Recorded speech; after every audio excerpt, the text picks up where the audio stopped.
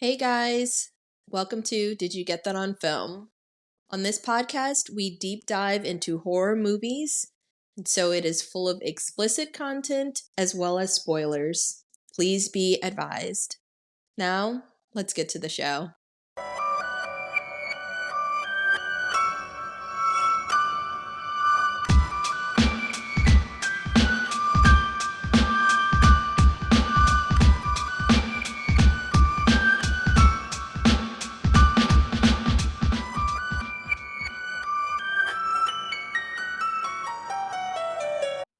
This is Did You Get That on Film, where we discuss characters in terrible situations we would never find ourselves in. I'm your host DP, and with me is my co-host, someone who doesn't trust just anywhere for her lodging needs, the proud Hilton Honors Gold status member herself, Ruth. Ruth, tell us about our sponsor today. Hello everyone. Welcome back to a brand new episode. You know, we're a Marriott family over here. But yeah, so in case y'all are wondering what the hell we're talking about today we will be discussing the classic Psycho. This is the original Psycho, so it was released in 1960, and it was directed by Alfred Hitchcock. And it was actually based on the 1959 novel Psycho by Robert Bloch. And there have been 3 sequels to this movie. So there's Psycho 2, there's Psycho 3, and The masterpiece. Arguable, but okay. There's also Psycho 4, the beginning, which contains both flashback storyline as well as new storyline. But then there's also a requel that was released in 1987. So it fits in between the timeline that was established between Psycho 3 and Psycho 4, but it completely ignores the storyline from Psycho 2 and Psycho 3. And then there was also a 1998 remake with Vince Vaughn and the late Anne Heche. There was also a TV show, so Bates Motel, which was more of a reimagining of the story, and it ran for 5 seasons, and it covered Norman's early life with his mother. There was also a short-lived musical by Neil Diamond that was titled Psycho the Musical. So that came out in 2019. Additionally, there's a series of graphic novels. There's a video game that was also released in the 80s. And all of these sequels, all of this added movie, TV show, none of these follow Robert Bloch's books because he actually did start producing more Psycho books after his original. So his original book came out in 1959, and then he wrote Psycho 2, like the next Psycho book, in 1987. But Universal did not like his work, so they decided to produce their own works, and they continued. I know, isn't that crazy? Nice try, though. This is whack. I can't get jiggy with this shit. I can't get jiggy with this. But that reminds me of Rosemary's Baby, how he wrote Rosemary's Baby 2, like Son of Rosemary or whatever it's called, 30 years after the original? Something like that? It's kind of hard to go back to that vibe, that feeling, like that mindset you had. Yes. I know even for us, I mean, we've done episodes where it's like, you record one part and then you have to come back and record a second part and then you're like, oh. Absolutely, yes. That is kind of what happened with Robert Bloch's books. And so Universal was like, we'll pass. That's good to know, though, because I thought we were going to have to read the second one if we ever did the second episode, like the second movie as an episode. No. Okay, no. That's good. Yeah, it doesn't follow it, yeah. Of course, we read the book to prepare for this episode. Yes. So like we do for a lot of, obviously, classic books, movie adaptations, we did read the book for this episode, and so kind of throughout we're going to kind of intersperse some just details that we feel are relevant, kind of compare and contrast. But yeah, we hope that y'all enjoy, because we put in a lot of work for these book episodes, the book movie adaptation episodes. They're fun. Yes. Yes. And this book, for anybody that's interested, dumb short. You know what's funny? I had never seen Psycho. I've seen clips of it. Oh, wow. Okay. So I read the book and then I watched the movies. Okay. This is great, because I'm eager to hear how you felt about, one, the movie, obviously, but then how you felt about the book versus movie. Me too. With that being said, did you want to just go ahead and get started? Yes, there's a vacancy and we're ready to take it. Absolutely. So, the movie opens with a sweeping shot of a city, some on-screen text that lets us know that we are in Phoenix, Arizona. And the date is Friday, December 11th, 2:43 p.m. So we then zoom in on a hotel room. Inside this hotel room, we find Marion Crane and her boyfriend, Sam Loomis, and they're getting dressed after having a little sexy time on Marion's extended lunch break. And they're spending the last little bit of time together before Sam boards a plane to go back to his town in Fairville. But Marion is very irritated by the whole affair because she hates that they have to meet in secret at motels on lunch hours and that they're not actually married at this point. And she tells Sam that this is the last time that she's going to meet with him this way. She doesn't like the feeling. Famous last words? So we shall see. So Marion would prefer to meet with Sam respectably and actually have an open in public relationship, which, girl, I don't blame you. Sam agrees, saying that he would rather see Marion any way that he can than to never see her again. And Marion really does want to get married, but she does concede because Sam says that they need to wait to get married because Sam doesn't want to get married until all of his debts are paid off. So Sam is not a crazy, irresponsible person. He didn't accumulate this debt on his own. Sam's father died, and he left Sam the family business. It was a hardware store in Fairville. But his father, which he did not know when he inherited the business, was completely in debt. I don't think they say it in the movie, but his father was like $22,000 in debt. No, in the book it's big on his father's debts. In the movie it's the debts and the alimony from his ex-wife. Well, yes. Well, so Sam agrees that he has to pay off all that debt, and it's hard for him to pay off all that debt because he's paying alimony to an ex-wife. And I was like, that's kind of why'd they put that in there? Isn't it such a Because random addition? I guess like that's more relatable. I'm assuming. I think that he thought that was more relatable because it was weird. Because in the book, it's really like Sam is living in the back of the stove. Yeah, so that is so to pay off his debts quicker, he's doing the right thing. So Yeah, realistically, so Sam actually lives, there's a little storeroom located behind the hardware store, and he is just living in there. I mean, essentially, he doesn't have to pay rent or any kind of bills like that. Everything that he pays, spends money on, it's just going right back into the business.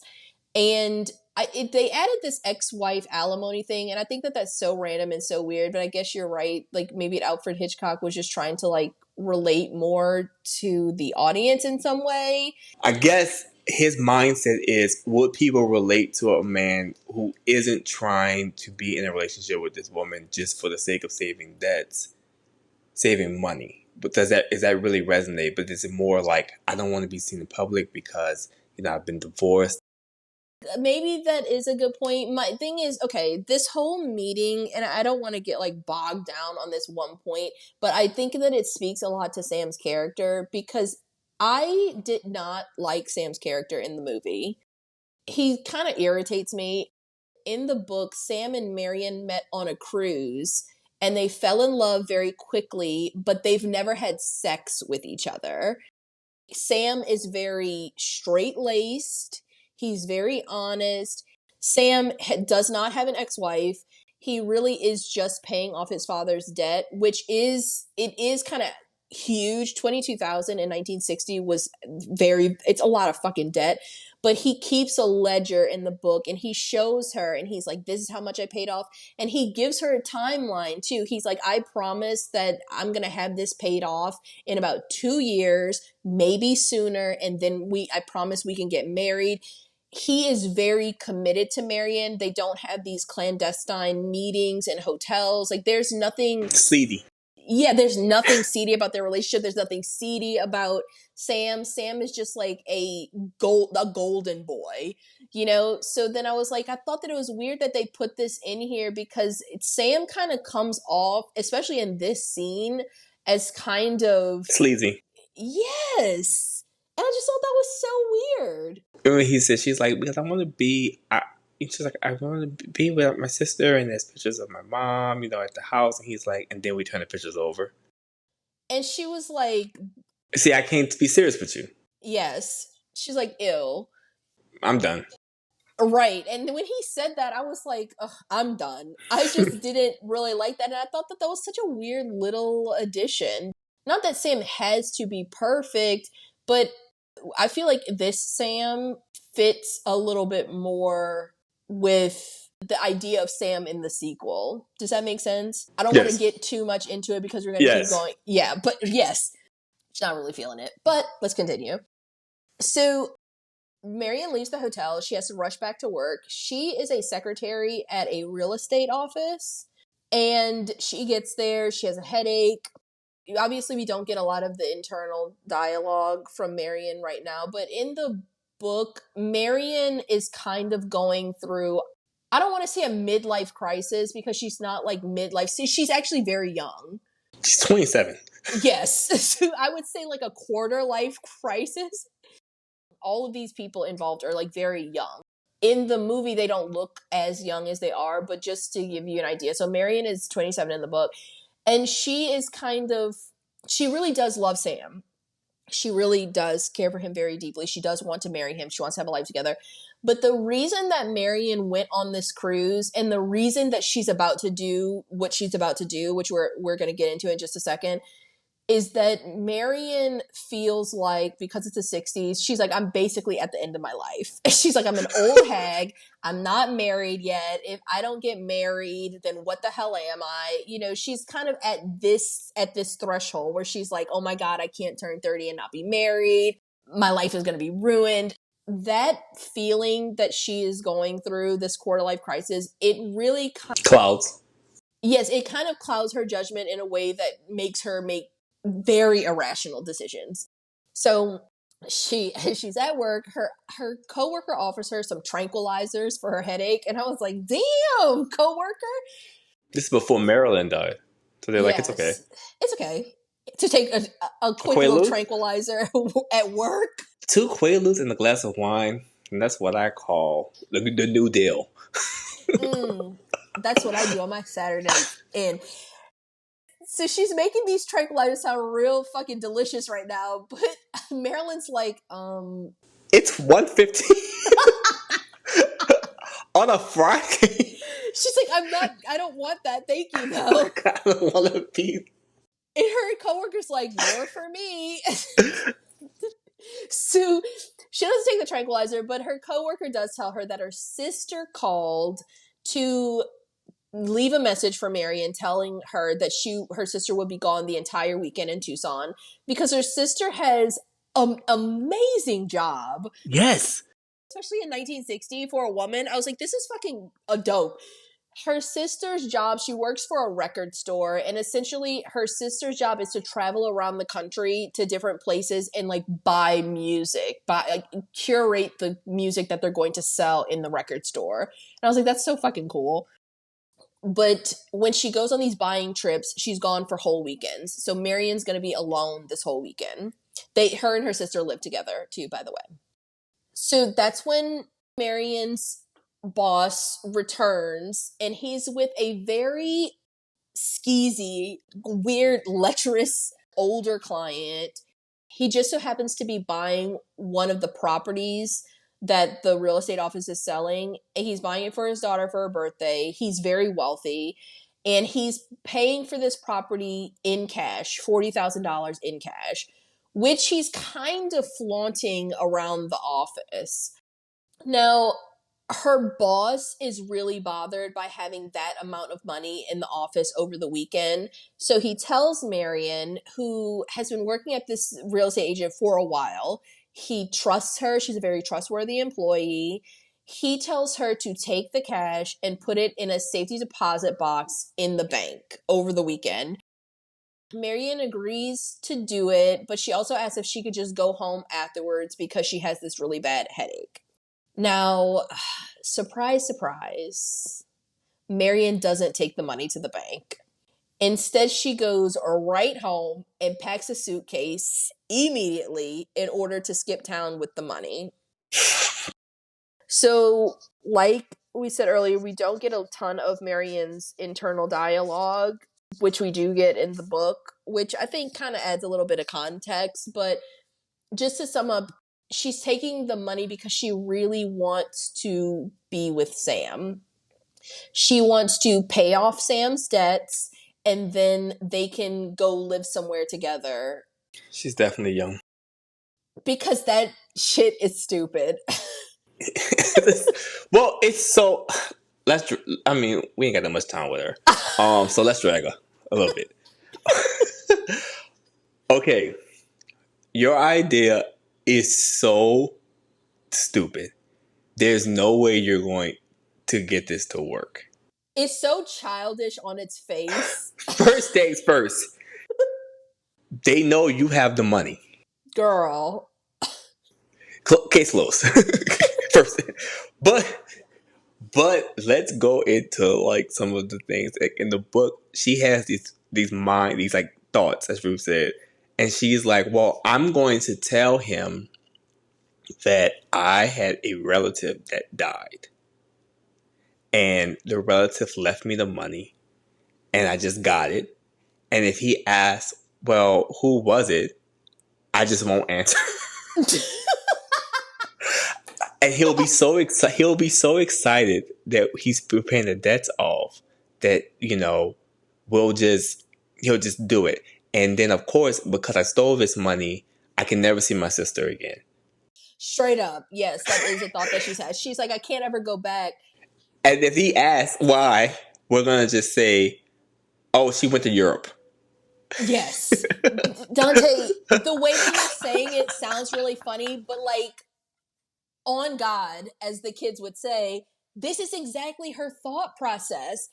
She's like, oh no, it's gonna work because I have this like ironclad story. And in the book, like we said, he's not that way here. I don't know what movie Sam would have done, but in the book, and she comes to realize this the longer that she actually thinks about it, the book Sam is so fucking fuddy-duddy and square. He would not accept that foolish as explanation. He would, of course, keep asking her questions because, y'all... Now you're putting him in it. Exactly. And then it's 1960. $40,000 is... It's $390,000. So just think about that. If she showed up, of course he would be like, what fucking relative did you have that had all this money? JP Morgan? Right. And it's like, you're living in this shoebox apartment with your sister and y'all both have to work and y'all are both like low-key at this point almost old maids. And he's like, y'all have a relative that just left you $300,000. I don't fucking believe it. But she's just so blinded by this, like, I'm getting older, I have to get married, I cannot wait 2 more years. See, you already got him. He ain't going nowhere. No. There's no wandering eye. There's no, like, in the book, there's no, like, oh, Betty over there, Veronica over there is trying to, like, get with him. He's just like, I'm about to work. I'm in the back eating cod sandwiches. Literally. Literally. Like, so what are you Tripping. Girl, you're stressed enough to essentially go to prison for the rest of your life? Because this is a lot of money. And to just be like, yeah, I'll never see my sister again. Yes, that's another thing. She was just like, my sister will be fine. And then she has a moment where she's debating whether or not I think she should like tell her sister or not. And she's like, but then would I have to share the money with my sister? I don't know. Like, my sister would ask questions too. And she was like, oh, I know. I'll just never see her again. Ever. Like, what was I thinking? What was I thinking? Silly Marion. Just never see her again. And I'm just like, okay. They're going to know where you are. Okay, yeah, so let's keep going. Let's keep going because yes, Marion, fucking yes. So I do want to point out that Marion does not hate her sister. It's a younger sister. She, in the book, they go into it a little bit more. Marion's mother got very, very sick for the last few years of her life. And Marion worked to care for her mother and to send her little sister to school. She essentially put her kid sister through college while taking care of her mom. And she feels like she kind of lost a good bit of her youth doing that.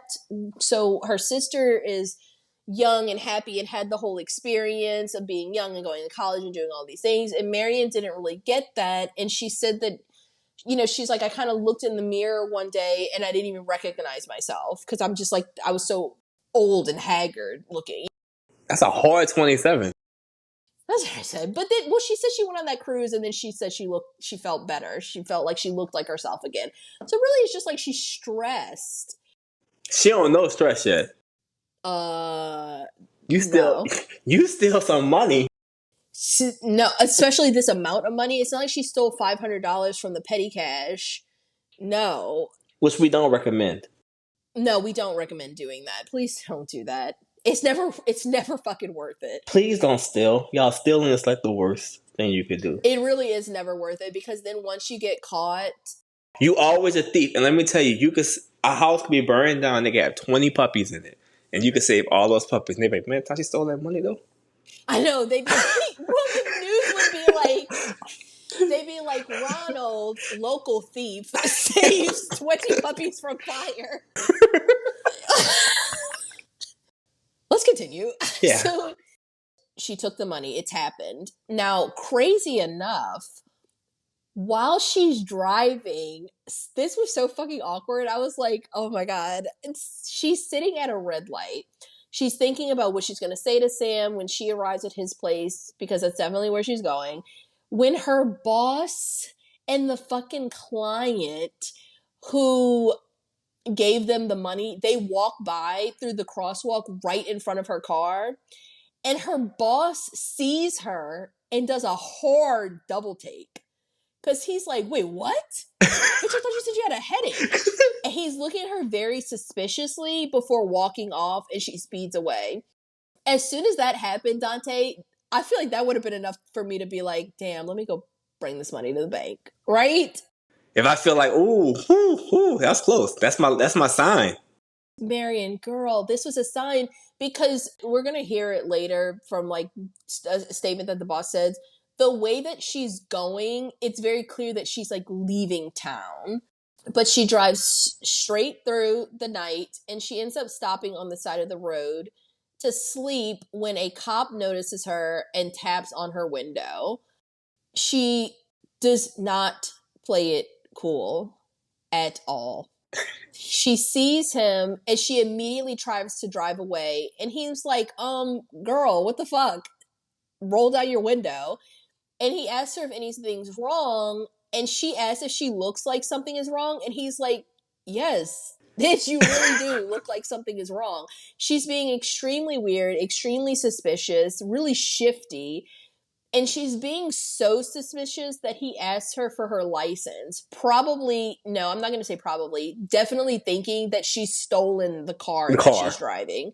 That's how crazy she's acting. When she could have definitely just been like, sorry, I'm on my way to see a relative. I've been driving through the night and I got so tired I had to pull over. And had she been a normal fucking person, that would have been the end of it. But when everything appears to be in order, she drives off, but the cop follows her for a while, making her extremely nervous. But he eventually drives off, but she keeps going, and she goes straight to a used car lot because she wants to trade in her car for another car. She plays this just as badly. She plays this abysmally. Now, in the book, there is no cop suspicious of her. But it's funny because every time she switches cars, so she only switches once in the movie. Now, in the book, she actually ends up switching cars several times. She loses money. Every single time. Go in there and haggle. People would be less suspicious of you if you haggled. She trades in her car, which is like, I think in the book they describe it as like a nicer car, you know, like it's a nicer running car. She trades this in for like a less nice car right off the lot for the sticker price, and she trades in her car and pays $700 in cash on top of that without any fucking haggling. And she's so eager to trade, and it's so fucking crazy, the deal that she's accepting, that the salesman is also suspicious of her. And he's like, bitch, is this car stolen? He's like, I need to see your papers. Now, during this entire exchange, the police officer spots her, and he waits. He's intensely watching her from across the street. When the deal is done, and she's leaving, and she's in such a hurry that she almost leaves all of her luggage in her car, and that draws even more attention to her because they have to be like, hey lady, all your shit. So now as she's driving off, we get some overlaid audio of conversations. So we get a conversation between the cop and the salesman. Both men were very suspicious of her. And then we also overhear a conversation of her boss, and it's Monday morning now, and he's looking for her. And he's asking her coworkers to call her sister to check on her, but apparently her sister doesn't know where she is either. Her sister is just as lost and as worried as everyone else. And then the boss is like, after further thought, he remembers seeing her again after she left the office on Friday, and that she was heading out of town. So now he's starting to realize what's happening, and he calls Mr. Cassidy, the buyer who gave them the $40,000.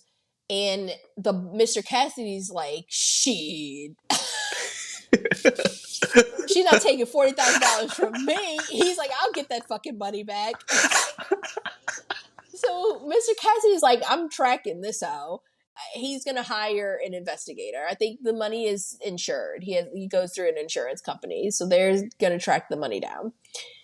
So now Marion is still driving, and the weather starts to get really, really bad. It's raining so heavily that visibility is extremely poor. So that's when Marion spots a sign on the side of the highway for the Bates Motel, and she decides that she needs to pull over for the night because it's too much rain. She's too tired to go on. She rushes into the office, doesn't find anyone, but she looks up at the house and she can see a woman walk by in one of the lit windows, so she knows that somebody is home. So she starts to blow her horn to get their attention, and that's when the motel owner, Norman Bates, who is played by Anthony Perkins, comes running over to assist her. So now Norman is very kind and very apologetic, and I do have to say very handsome. So if anybody knows what Anthony Perkins looks like, he's an attractive man. So that is important because it is completely different from the way that he is described in the book. This is just an example in the book describing Norman. The light shone down on his plump face, reflected from his rimless glasses, bathed in the pinkness of his scalp beneath the thinning, sanding hair, as he bent his head to resume reading. So he is blotchy, bald, and pudgy. Three things that Anthony Perkins is not.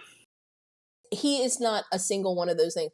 That description is in what? The first, 2 pages. It's the same thing. Robert Block wants you to know immediately. Please don't get it twisted. Norman Bates is a fat piece of shit, and he's like, you need to know. It is important to the story that you know that Norman is disgusting.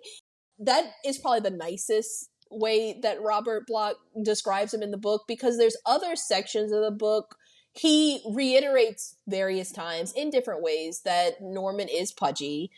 I think Norman also has bad skin. I think, yeah, he does have bad skin, right? Mm-hmm. Oh, yeah. Oily. Yes.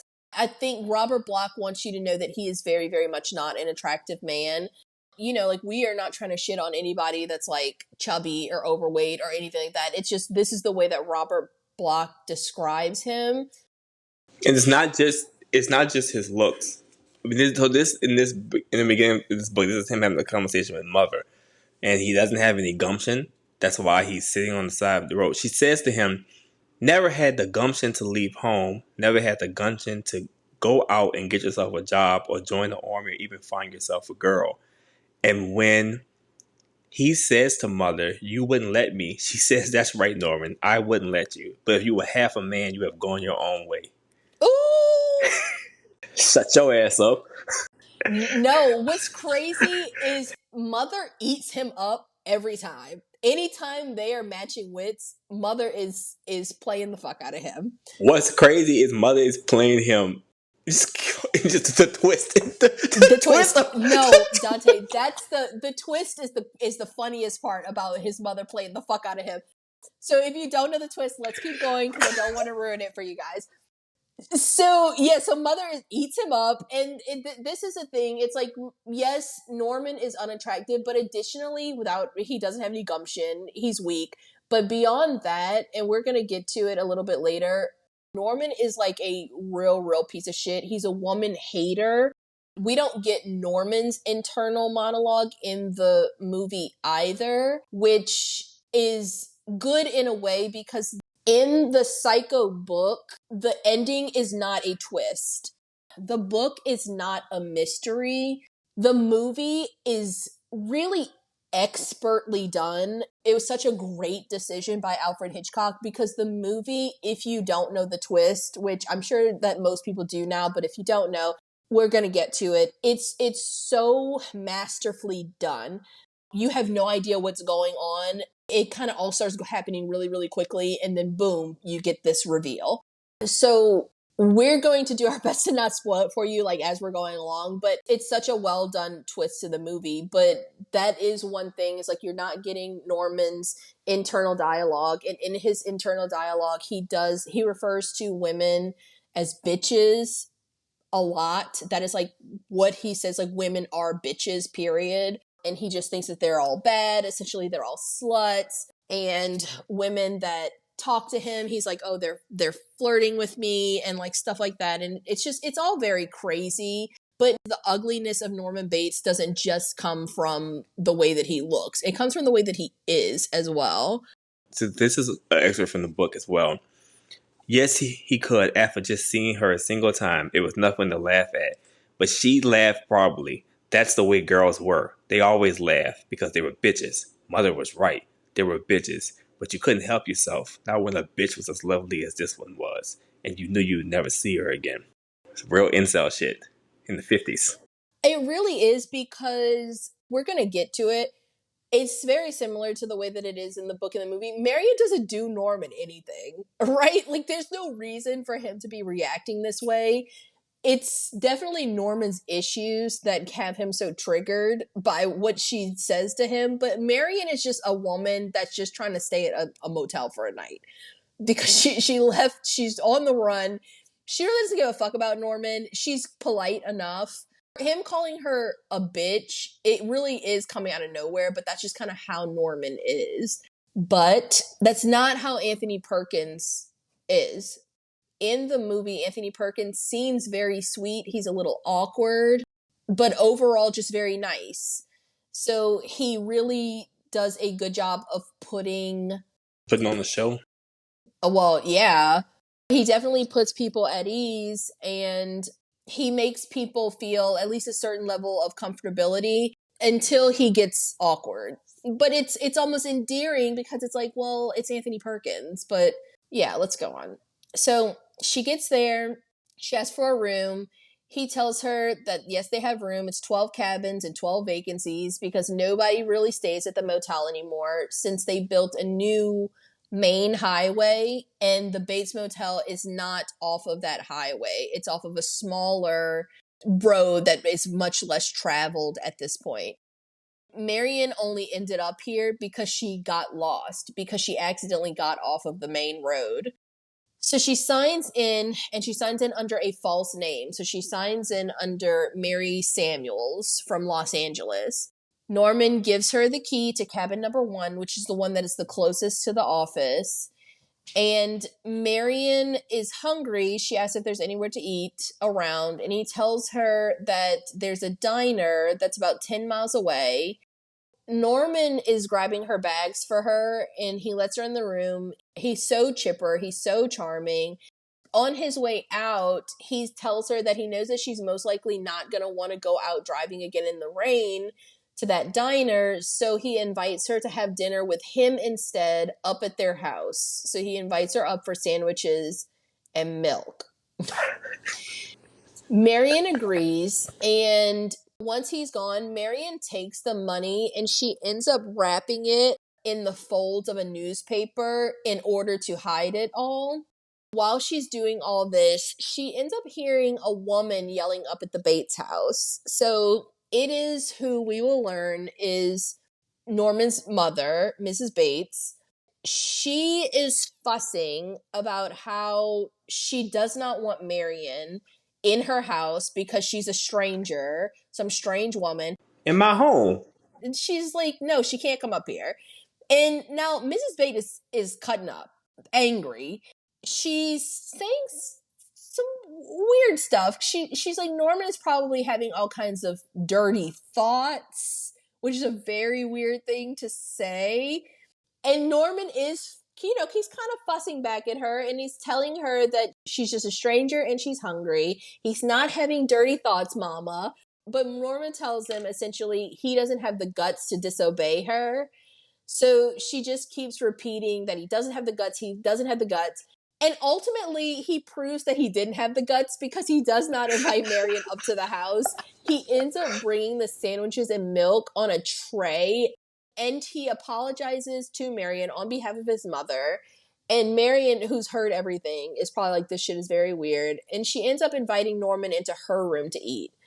But Norman is very hesitant about that because remember... Yeah, incel, and they're scared of women. Well, yeah, sitting alone in a bedroom with her is just too much for him. It's too improper. So he tells her, how about instead we go into the parlor in the back of the office? Which I was like, Marion, take your sandwich in your room and eat it and go to bed. But she agrees. In the book, she goes into the house, right? All in that bitch. She's all in it, and she actually is like, at the decorations. She all in the bitch judging. You got some nerve, sticky fingers. I know, right? This thief is coming in here. She's like, ew. And that's why Miss Bates was like, I don't want. She probably still. I know, exactly.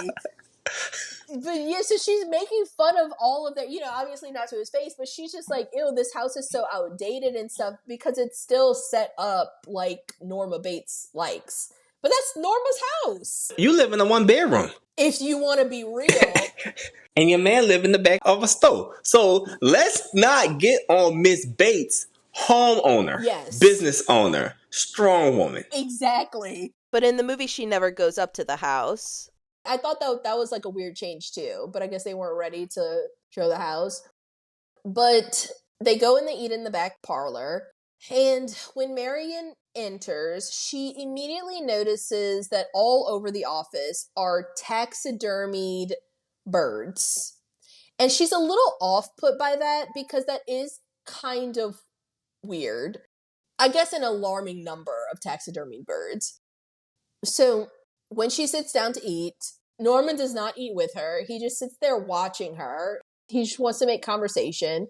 But he ends up telling her that taxidermy is actually a hobby of his, obviously. And he says that he only stuffs birds. He can't do any larger animals. And he tells her that realistically, outside of running the motel and running errands for his mother, that his mother deems him capable of, which I thought was also a very weird way of wording that. Taxidermy is the only other thing that he has in his life.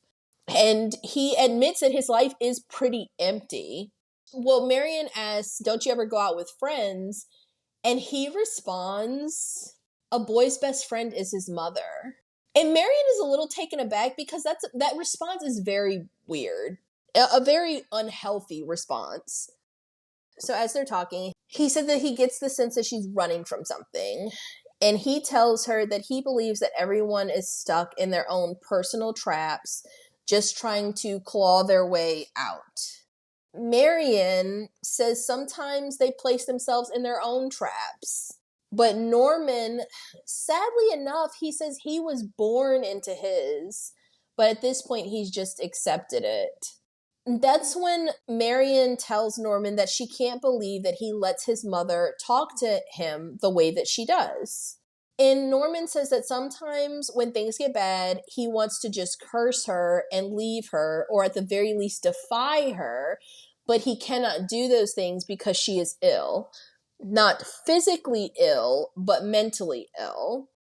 He tells Marion that his mother had to raise him by herself after his father died when he was about 5. She didn't have to work because his father left her some money, but it was still a strain on her. Then his mother met a new man who sweet-talked her into using all of her money to build this motel. It's so unfortunate because before they had this motel, they lived just a regular life. Her husband left her a lot of farmland. They describe it in the book. He left her all this farmland, and that she had a couple that she hired to work the land. And besides the wages that she paid them, she was very well off. She had a good bit of money. So when she ended up getting rid of all that farmland and sinking all of her money into this motel, it wasn't the best decision. It was okay for a while, but after some time they built the main highway, people stopped coming to the motel altogether. Then the guy that his mom married, Considine, he ended up dying too, apparently in a particularly bad way, and it was just too great of a shock for his mother, and she had nothing left. When Marion reminds Norman that his mother still had him, he tells her that a son is a poor substitute for a lover. Thankfully. right, it's like, I would hope so. So all of these things that he's saying are very important and give a lot of insight into the relationship that Norman has with his mother.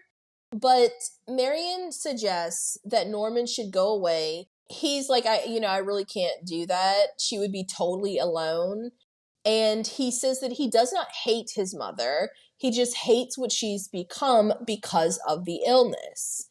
So that's when Marion foolishly suggests that Norman should put his mom in an institution, and that deeply offends Norman. At this point, This is when she's really overstaying her welcome. that's really kind of an understatement. I don't know if she felt like she could say this because, I don't know, she heard him yelling at his mom, so she thinks that he's like really, really fed up.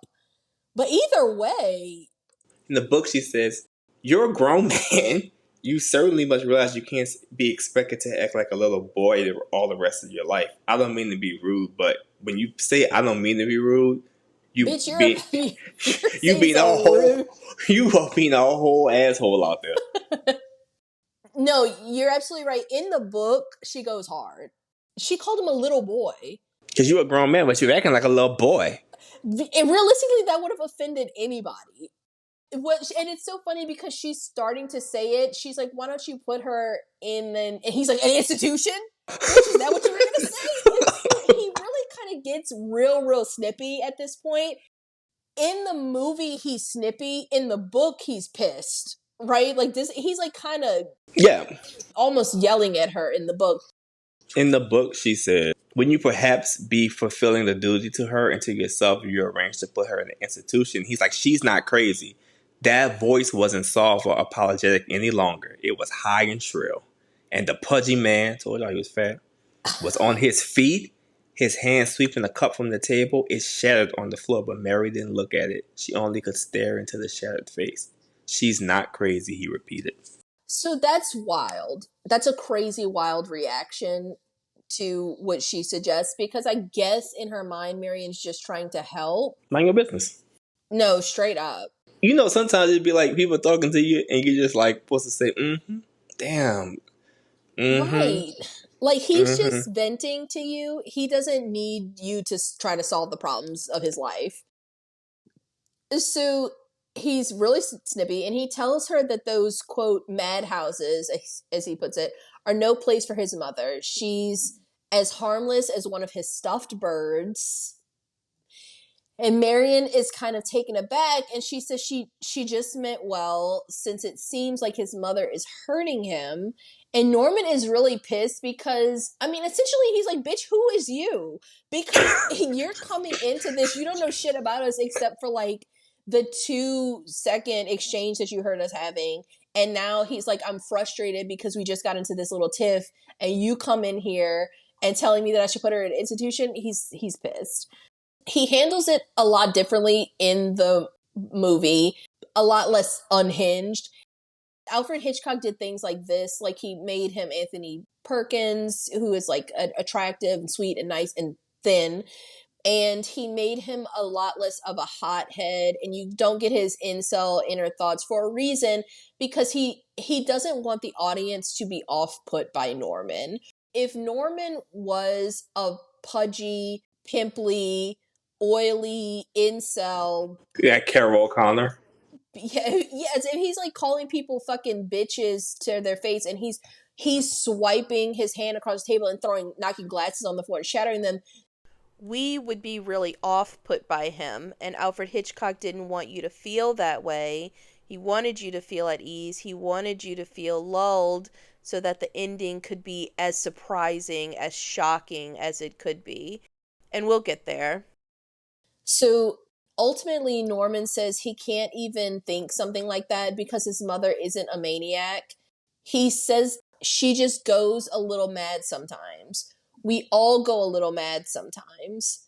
And then his expression switches from total malice, which is what he has right now, to smiling.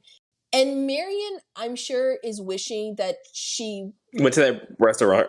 Yes, yes, yes. I bet you would have drove in the rain then and got you a cheeseburger and fry. Or fucking ate an air sandwich like any other normal person would. You better eat your dreams. Yes, and just go the fuck to sleep. You get a 5-course meal in your dreams.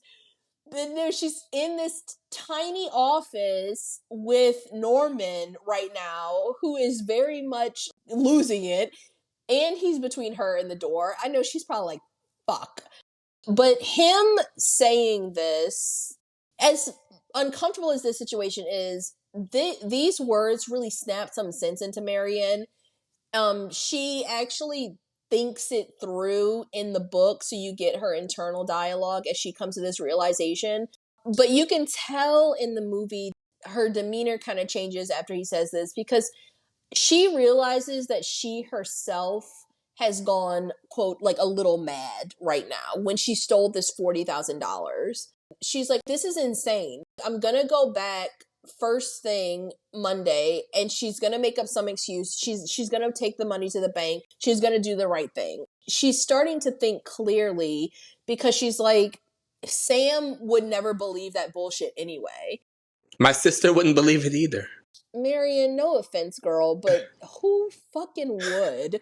You know what I mean? And she starts really thinking to herself, like, I cannot get away with this, right?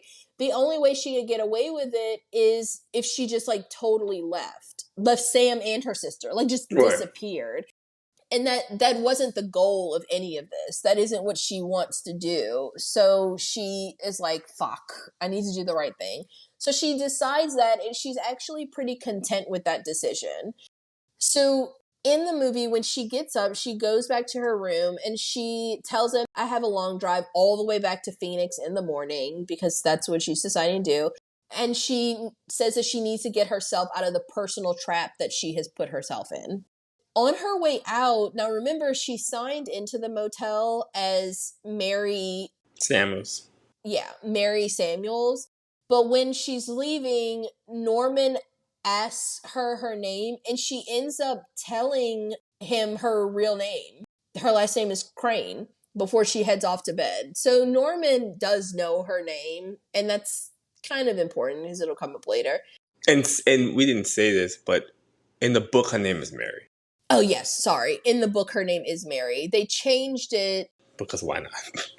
Well, I have a fun fact. Do I? I have a lot of fun facts. I'll say now.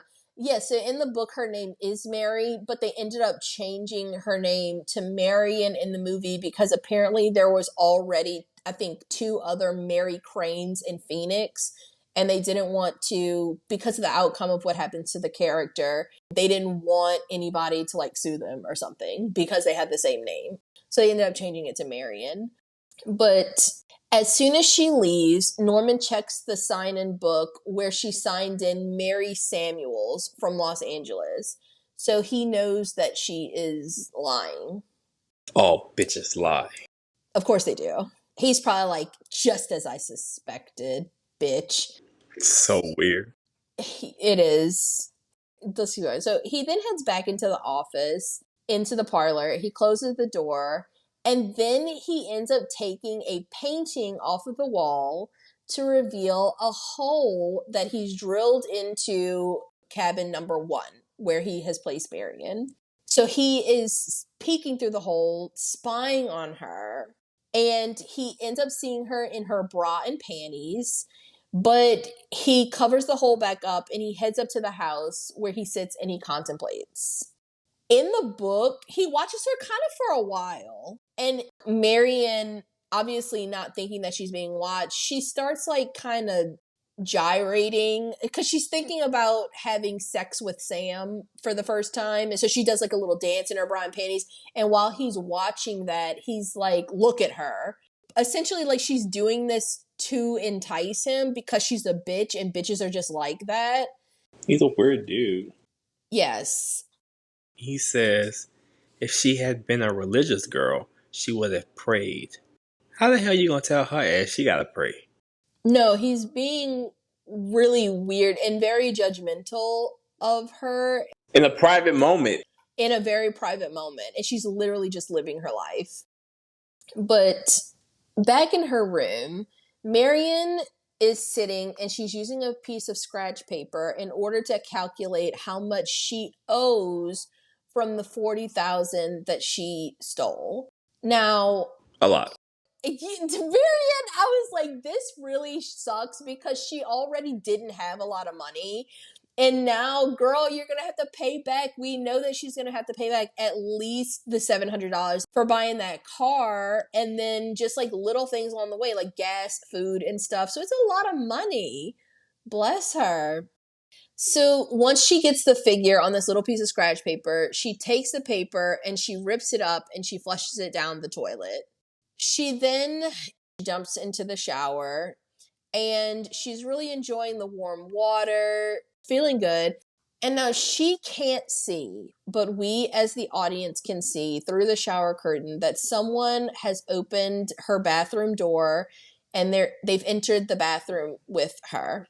The person slowly walks towards her. They're just like a shadow on the other side of the curtain. They then aggressively rip the curtain wide open, and we see what looks like an old woman with a large knife standing ready to stab Marion. So then Marion turns, the screeching psycho music crescendo, and I have to assume that everybody knows what the psycho music sounds like, the chords. Ski, ski, ski. Yes. It sounds nothing like that. It's close enough. It crescendos, Marion screaming, but there's nothing that she can do in this moment. And so the woman, bathed in shadow, so we can't really see her face, but she just begins to start stabbing Marion over and over and over again. And then she rushes out of the bathroom, leaving Marion to collapse dead, half in, half out of the shower, kind of hanging over the side of the tub while the shower washes all of her blood down the drain. This is 50 minutes into the movie, and our main protagonist, the star of this movie, Janet Leigh, has died. Can you imagine in 1960, people were probably shaking in their damn boots because they were like, what the fuck? What is this movie about now? I wonder how many people had read the book before they saw the movie. Realistically, the book came out sometime in 1959, and then the movie was already released in 1960. So unless the book was like Twilight level popular, where it was like a cultural phenomenon and like everybody read it when it came out, I feel like it was plausible that a lot of people didn't read the book first. I do know that people were very shocked. Oh yeah, 100%. So yeah, Marion dead. So in the book, her head chopped off. Yes, I totally forgot about that. Mary started to scream, and then the curtain parted further and a hand appeared, holding the butcher's knife.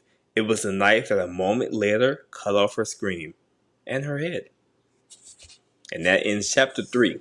So it's third chapter of the book. Marion's dead. Head not included. Oh, poor Marion. No, I totally forgot about that. I didn't even put that in my notes. Yeah, no, her death is like gruesome in the book. They didn't do that because they just couldn't get away with that in 1960. They could barely get away with what they got away with. And they don't show a lot. And we'll put the shower scene on the episode highlights for this, just in case anybody in the world has never seen it. You couldn't spoil the movie, really? God. But people definitely were shocked at the time, and I think that it was like, this was really risque at the time what they did, because she is in the shower and she is naked. Obviously you don't see any of that, but you do see like, you know, like you'll see her whole back, you see her whole midriff as she's getting stabbed. You never see the blade penetrate. You never actually see blood. What you see, it's like running down the drain. It's like some discolored water. The movie's all in black and white, so nothing is even red. It's Bosco's chocolate syrup, which was a favorite in the 60s to give the blood effect. But for 1960, they were like, wow, this is crazy. This is graphic. So Alfred Hitchcock could have never gotten away with showing Marion's head bounce across the bathroom floor. So she's dead. Marion dead. So the camera then pans to Marion's lifeless body, face pressed to the bathroom floor. And then the camera pans to the $40,000 that's still wrapped in the newspaper on Marion's nightstand. Then it pans up to the Bates home, where we can hear Norman yelling, "Mother, oh God, Mother, blood, blood," revealing that Mrs. Bates is the woman that murdered Marion. So Norman then rushes down to the cabin to find Marion's body, and he is horrified. In the book, they don't show this. Like, he just is kind of taken aback and he gasps, hands over mouth in the movie. But in the book, I think he vomits at the scene, doesn't he? Yes. Like, he vomits when he sees it. Yeah, he's very, very horrified by what he's seeing. Which makes sense, because in the book, she's headless. She's headless. That's crazy. And there's some time that passes. Yes. It's not like right away in the book. Ugh. So that's when Norman decides that, I mean, Mary is already dead, so no use crying over spilled milk. He needs to protect his mother in this moment. So he has to clean up the room, and he has to get rid of Marion's body. So he ends up wrapping Marion up in the shower curtain, and he mops all the blood away. He loads her body and all her belongings into the trunk of her car, including the newspaper concealing $40,000. because they really want to make you believe that you wouldn't be able to feel $40,000 in a newspaper, and I don't think so. I feel like I'd be able to smell that $40,000. We're so poor. I know. But he just picks it up, he throws it into the car with her body, and he then drives her car to the swampy area behind the motel. He pushes her car into the muddy water and he watches it sink completely. Now we cut over to Sam Loomis's hardware store. Lila Crane, Marion's younger sister, she has arrived to the hardware store and she asks Sam if Marion is with him in Fairvale. He doesn't know what the hell she's talking about. This is his first time actually meeting Lila in person, and she kind of comes in a huff, just kind of assuming that Marion is there. And he is like, she 100% is not, and he's very much in the dark about what's going on. And so she goes on to explain that Marion left home that Friday, and she has not heard from her since, not even a phone call. I can't remember, I don't know if they say explicitly, but at this point in the book, I think she doesn't go to see Sam until it has been a full week since Marion's been gone. It's been some time. So this scene in the book is the start of chapter 6. And like I said earlier, it was chapter 3 where we see the end of Marion. And most of chapter 4 is Norman discovering. So that whole scene of like him coming in, finding the body, and getting rid of the evidence is an entire chapter. Yes. So it's the following Friday evening when Lila comes in to Fairville to alert Sam that Marion has been missing. And Sam is pretty shocked because, like I said, Marion and Sam don't see each other often, obviously. But they do call and they do write letters, and he hadn't heard from her, and he just assumed that 1, she was either busy, or 2, she was just kind of like moving on from him. But now he's like pretty shocked to learn that it's been a week since anybody has seen her. So she is very upset to the point of tears. And Sam is very clueless, and he's trying to figure out, like, is Marion in trouble? Like what's the circumstance? And neither of them realize that there is a man watching them eavesdropping from outside. The man comes in, he approaches them, and he introduces himself as Mr. Arbogast. He is a private investigator for the insurance company that was hired by Mr. Cassidy to track down the $40,000 that Marion stole. Lila has to explain to Sam how Marion was supposed to bring the money to the bank for her boss, but she didn't, and nobody has seen her since. And Sam can't believe this. In the book, it takes a lot of convincing to get Lila and Sam to believe that Marion actually stole this money, because it's that out of character for her. And Sam is suggesting like maybe she's hurt or was robbed. And Mr. Arbogast confirms that Marion was actually seen leaving town by her employer that day. Now, Mr. Arbogast is convinced that Marion is in Fairvale, and we get this like montage of him checking at various hotels and inns, kind of looking for her.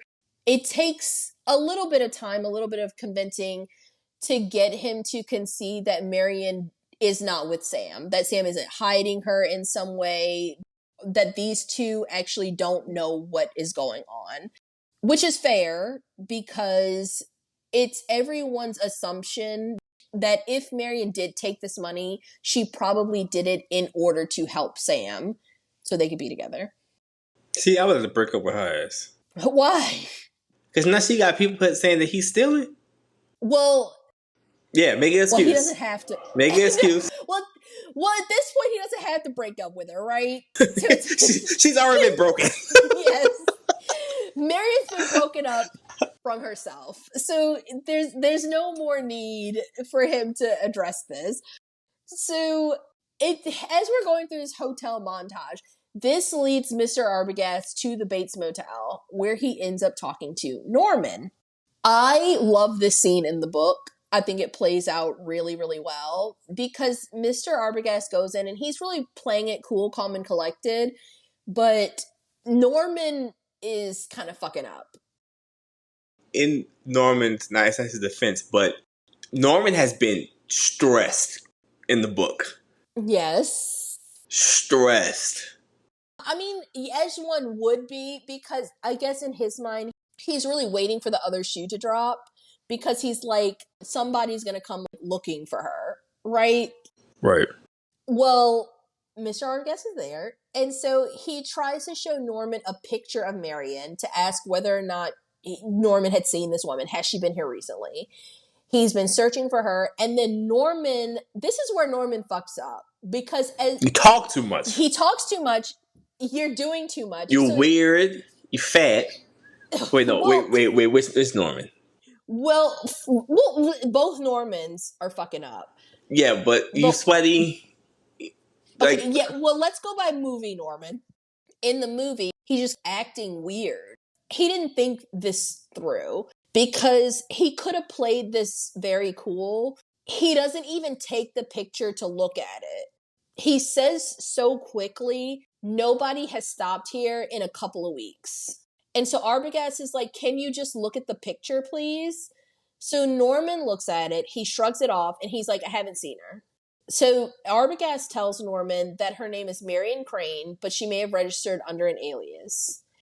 Norman looks ever so ruffled for a second, and he tells Arbogast that he's just like, I don't even bother registering guests anymore because they're so few and far in between. All of this sounds suspicious. He's not coming off as nonchalant at all. So he then goes to turn on the light to the motel, and he mentions that just last week, a couple said that if the light hadn't been on, they would have missed the place. So Arbogast is like, See there? You know you just fucked up, right? Arbogast is like, gotcha, bitch. He's like, you just said that nobody's been here in a couple of weeks. So Norman is like, fuck. But that's what you get because you're talking too fucking much. You didn't think any of this through. So then Arbogast is like, you know what? Let me look at your registration book. Give it to me. Give it to me right the fuck now. And so Norman has to, because he's still trying to act like nonchalant, right? So he gives him the book, and you're not a cool dude. I don't know why you about to play this. You should have just looked at the picture and went on to you can't play it off the cuff. That ain't you. You barely talk to people, dude. You don't know nothing. Thank you, Dante. Yes, that cannot be overstated. Norman has very, very little conversation with anyone outside of fucking Mother. Norma. Yes. And that in itself is crazy. So he is somebody like Arbogast, who is a seasoned investigator, really, and it's done really masterfully in the book. Eating them up. Eating the fuck up, because he is really like running circles around Norman because Norman was not ready for this. He might have thought that he would be able to do it. Maybe if like her sister had come, then he maybe could have talked around her. But Arbogast is like, bitch. He could have talked to his taxidermies. He probably practiced with the birds, and they were like, "Sounds good, Norman." Exactly. So Arbogast is like, look, give me the damn book. Because you're lying. Because now I know you're a liar. Let me give you one more time to tell the truth. But wait, so Norman pulls out the registrar, and Arbogast uses a handwriting sample of Marion's, and he finds her name in the book. Sure fucking enough, her name is fucking there. She did use an alias, but it's definitely her. So Norman is clearly ruffled at this point, and he's craning his neck to see what Arbogast is looking at, but it's like, Norman, you know what he's looking at. And Arbogast says, he's like, was she wearing a disguise?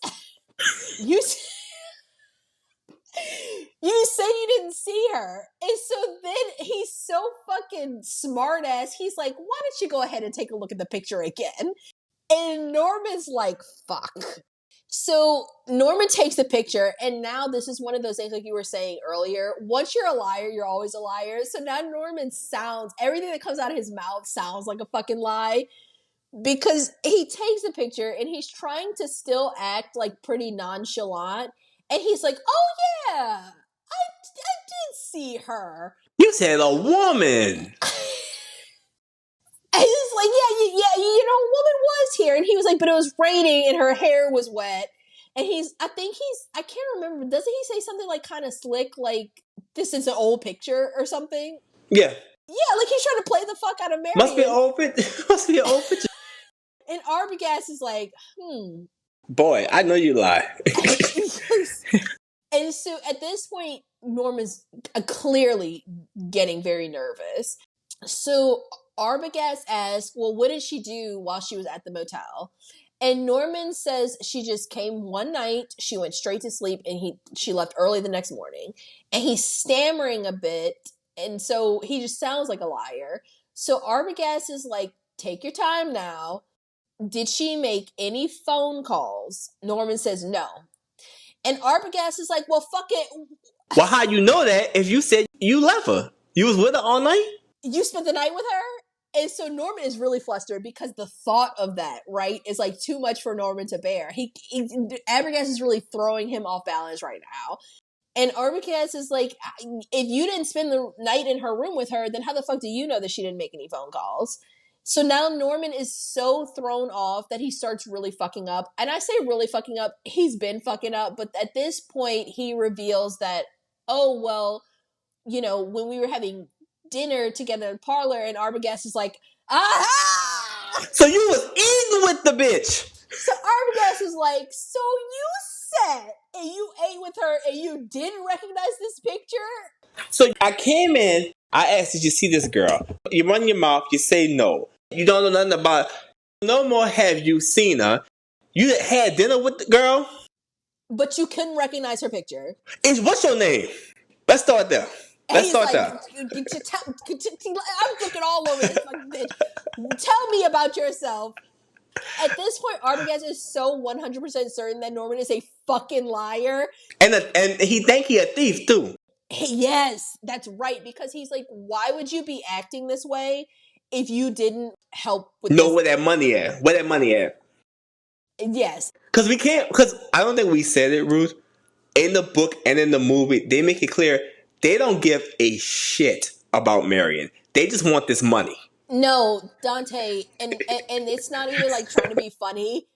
Lila says over and over in her head, nobody gives a fuck about Marion but me. And it's very true.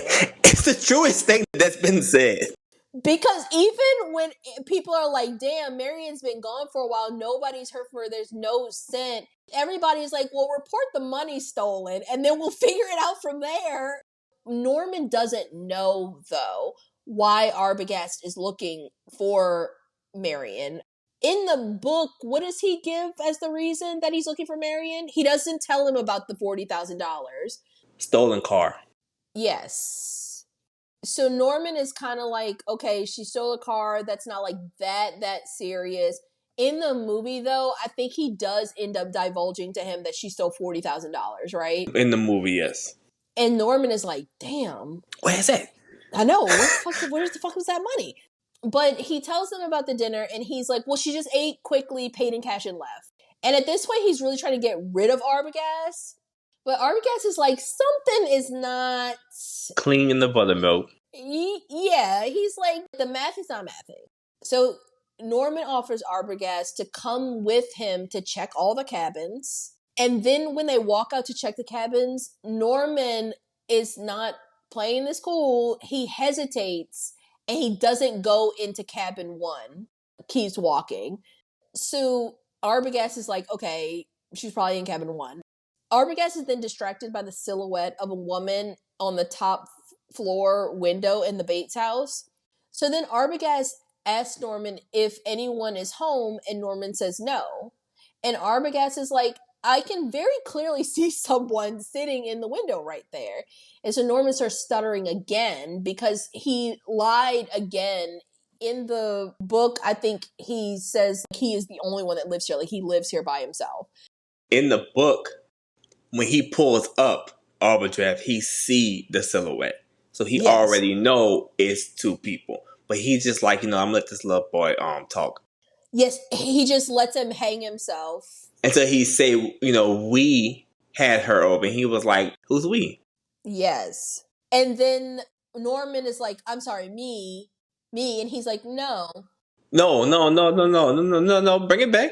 There ain't nothing you can say to me right now that I believe. Because you're a liar. Off top. The first thing you say, I know is a lie. So I gotta ask you again. Who is we? And then he had to divulge about mother being sick. He has to divulge. She says that it's mother. And he says that because she's an invalid, it's practically like living alone. And Arbogast is like, you'll just say anything. I've never met somebody who just lied. Just lies like that. Like drinking water. Just will throw out a lie for nothing. So Arbogast is actually under the impression right now that Norman is actually hiding Marion in the house. That Marion is actually here. So that's what he's thinking. So his mind obviously is not going to like, oh, he must have killed her and took the money. He's just like, oh, she's a woman. She must have used her like feminine wiles to convince Norman to help her. So Arbogast starts to ask Norman if he would know if Marion was trying to fool him into protecting her. And Norman gets very snippy at this point, and he says that he's not capable of being fooled, not even by a woman. But I just made you a fool up and down this bitch. I have been fooling you since I pulled up in my car. So Arbogast is like, I'm having a hard time believing that. So, then Norman's like, well, Marion may have fooled me, but she did not fool Mother. So, okay, wait. So now your invalid mother has met Marion. Boom. That's so Arbogast is like, oh. Okay. So your mother's receiving guests, you say. Boy. Norman, you're not thinking. You're not thinking it through, honey. I'm going to stop asking you questions so that you could stop hanging yourself. Yes, he's like, let me go talk to this mother of yours, since she is the one that talked to Marion. But Norman refuses. Arbogast tries to insist, but Norman then tells Arbogast that he has had enough and Arbogast needs to leave. Which Arbogast realistically can't do anything about, because at the end of the day, Arbogast is not an actual cop. He is just an investigator for the insurance company. So Arbogast goes straight to a payphone and he calls Lila to inform her that Marion was at the Bates Motel and that she stayed in cabin 1. He tells her that he questioned Norman, but believes he got all the information he could out of him, because you can't believe a word that comes out of his mouth. But he still wasn't satisfied because he didn't get a chance to speak to Mrs. Bates, who he believes talked to Marion. He tells Lila that he also believes that Sam is definitely telling the truth about not knowing that Marion was in the area, because I think at this point they don't believe that Marion ever made it to Fairfield. They think that the Bates Motel is like the last place she went, at least as far as anybody can tell, in this area. So he tells her he's going back to the hotel one more time, but he tells her, I'm going to talk to Mrs. Bates and then I will be back to see and talk to you in 1 hour. So Arbogast arrives back at the hotel, but he doesn't see that Norman spots him pulling up and kind of runs off in order to avoid him. So Arbogast just heads straight up to the Bates house and he lets himself inside the house, which is like presumptuous as hell. It is. He starts going straight upstairs to speak to Mrs. Bates. As he is walking up the stairs, we see Mrs. Bates' bedroom door slowly open. And then just very abruptly, the Screeching Psycho theme crescendos. And the film is, we get an aerial shot. It's Mrs. Bates quickly walking out of her room, knife raised over her head. It's a great shot. And just as Arbogast is reaching the top of the stairs, She meets him there and she starts slashing at Arbogast, slashing at his face. Blood starts pouring down, and Arbogast ends up falling all the way down to the bottom of the stairs. Long staircase. He lands on the first floor, and Mrs. Bates is on top of him, quick as hell, repeatedly stabbing him as he screams. She is nimble as fuck. The screen then cuts to black before we cut back to Sam and Lila at the hardware store. Now, at this point, it has been 3 hours since Arbogast called, and Arbogast had promised that he would call Lila back, see her in 1 hour. So Lila is ready to make some moves, but Sam just wants to wait. Sam is annoying. In the movie, yes. He's annoying in the book, too. I know that he's really annoying Lila because Lila, at this point, it seems the way that everything's playing out, that everything's happening very quickly. But for her sister to be missing for a week is very alarming. Right. So it just kind of feels like to Lila that they're Nobody cares. Nobody cares. We're already starting a week after she's been missing. And Arbogast is, yes, he's an investigator that's on the case, but he's just looking for that money. So if Marion had, like, dropped the money, like it fell from her purse at the Bates Motel and he found it, he would pick it up and his job would be done. He doesn't give a fuck about Marion. So he's not being hired to find her. You know what I mean? No, I understand 100%. Yeah, he's just on the trail of this money. And then Sam is just so... Dudley Do-Right. He's a Dudley Do-Right. He's always the kind of person that's like, well, I'm sure there's a good explanation, or well, I'm sure that he'll be back soon. And Lila's like, I don't give a fuck. She's like, I need to find my sister. I don't, like, Sam, I thought you cared about her too, but clearly you don't. Because he's just like, well, let's just wait a little longer. And in the book, he's talking to her. She's not trying to hear anything that he's saying. But he's just, like, talking, like, telling, like, stories with morals in it and jokes and stuff. And she's like, shut the fuck up. She's like, I don't give a fuck about any of that shit. And so she's frustrated with everybody involved because it really does feel to her like nobody else gives a shit. They don't. Well, because they don't. And I don't blame her feeling that way.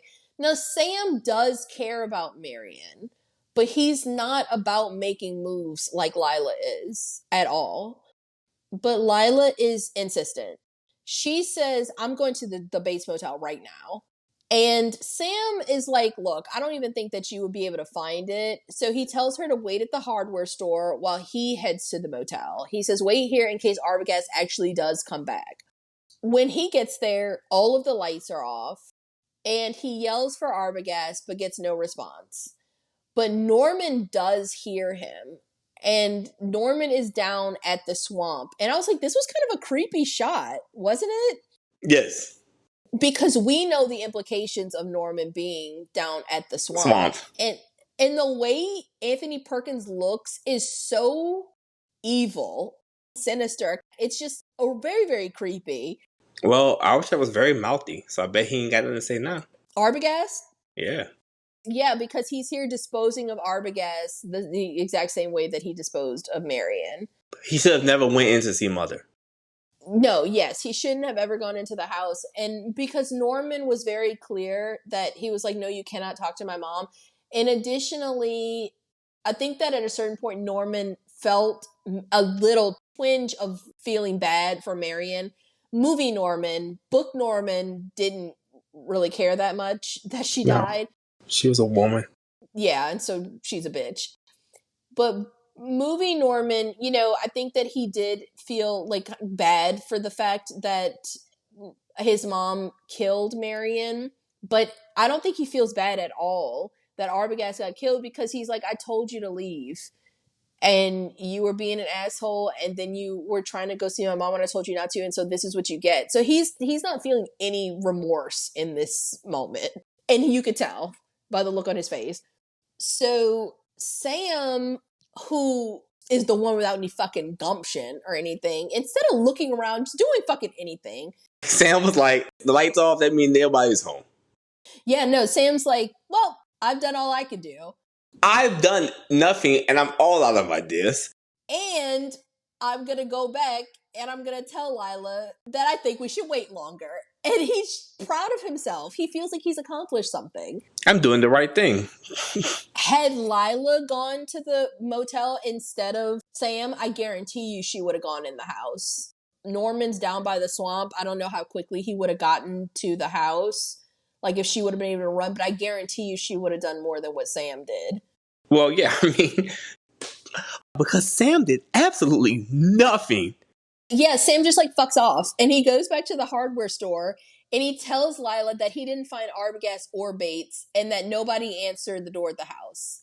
And Lila's like, I'm going to the sheriff right the fuck now. Did you not? Did you knock really? She's like, I'm waking the sheriff up at his fucking home. So Sam and Lila go to the sheriff's house and they do fucking wake him up. And he's explaining to the sheriff about how a private investigator was looking for Marion, who has been missing for over a week at this point. And the last place Arbogast went was the Bates Motel.